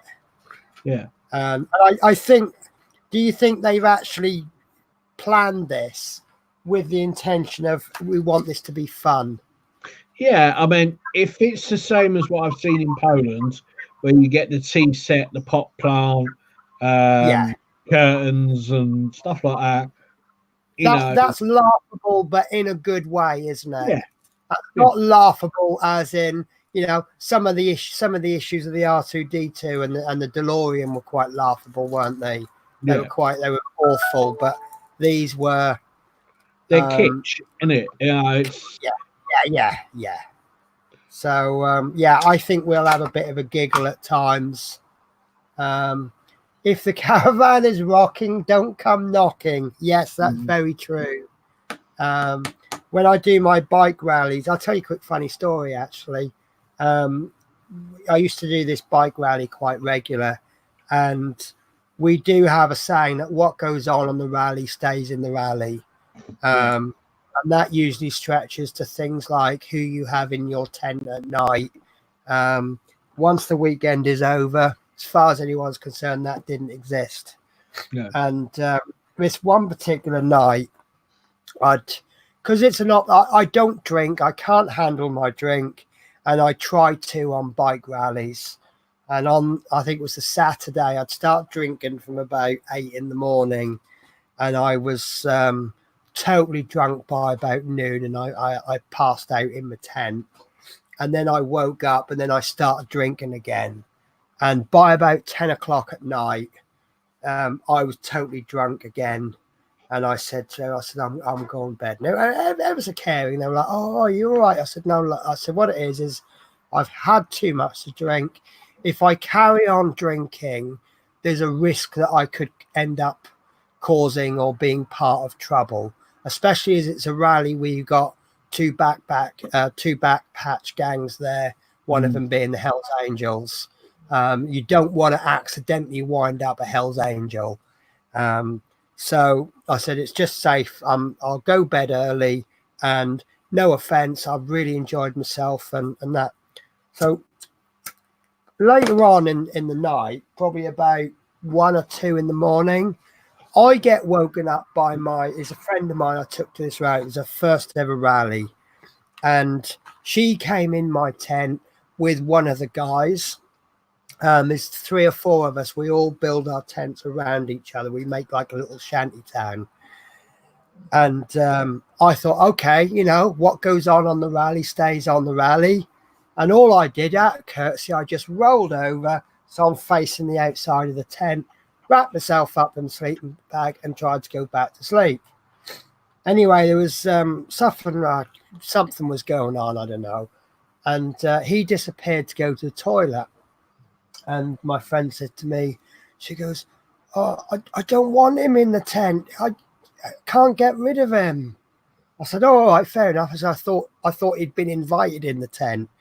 So, and that's another rule of the rallies. You don't go into people's tents if you're not invited. So when he came back in, I said, now, Malcolm, can you go in your own tent, please? And he's gone, oh, okay. And he's gone, oh, I can't find it. And in the end, I'm like, For fuck's sake, Malcolm, I said, you walk out the entrance, you fall over and you'll fall into your tent. Just get out. Anyway, the other guys found out the next morning that he'd been in the tent, and he got such a load of abuse off everyone.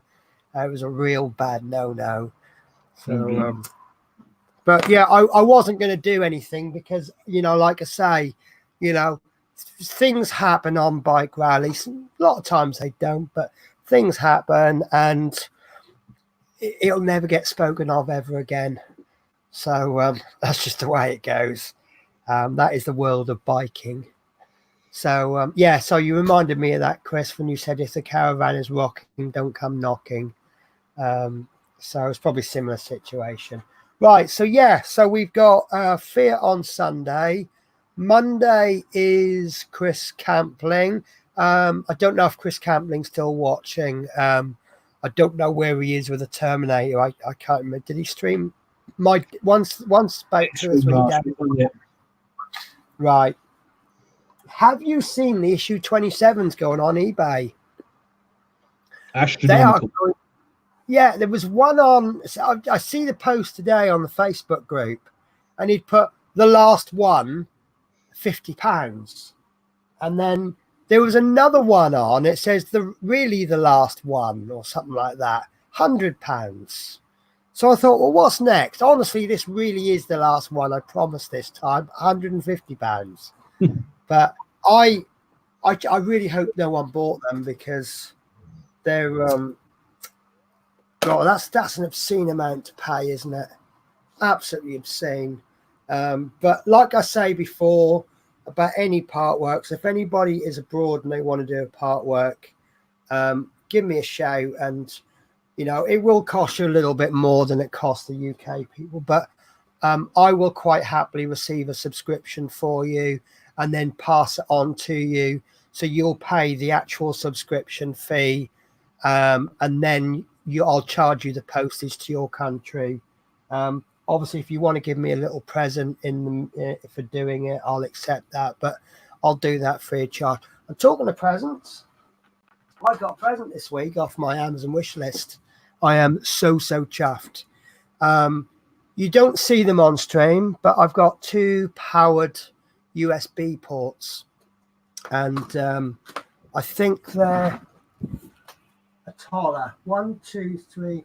They're 4-port hubs, and they've got an additional hub on the side, which isn't a USB. It's for charging, so I can actually charge my phone up using my USB hubs, and it doesn't connect it to the computer. After I'd bought the second one, and I'm still a little bit short on space, I found a bigger one, and that was what's bought for me. Now I haven't plugged this in yet. It comes with its own separate power supply. So you've got 1, 2, 3, 4, 5, 6, 7, definitely 7 hubs there. Each one has its own separate power switch. Yep. I think these don't connect to the they're charging ones now. But they still got that one on the end there. Yeah. So, but I've started charging my phone now actually from one of these ports rather than these, because then I can hook it up and transfer files and things. But I used to use this one for R2D2, but I don't now because I put R2 over there.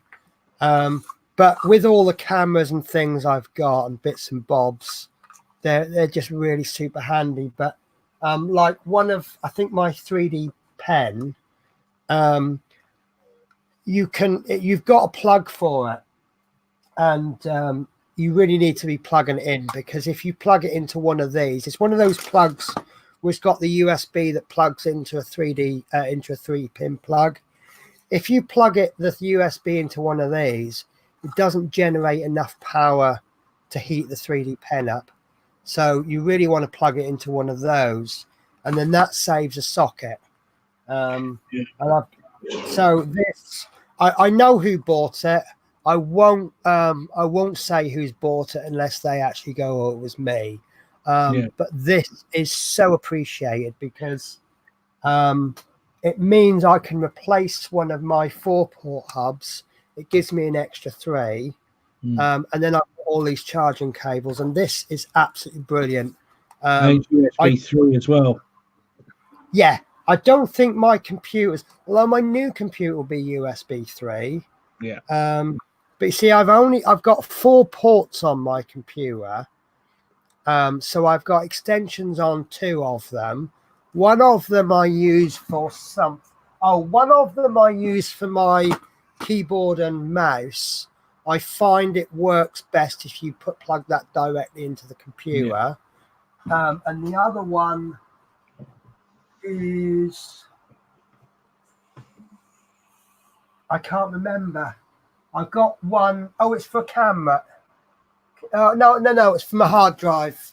Again, it's high consumption, so it's an unpowered hard drive. So I've only really got two USBs for extensions. So with this and the other one that I plan to buy, that will increase my USB extensions from 8 to 8, 10, 12 to 14.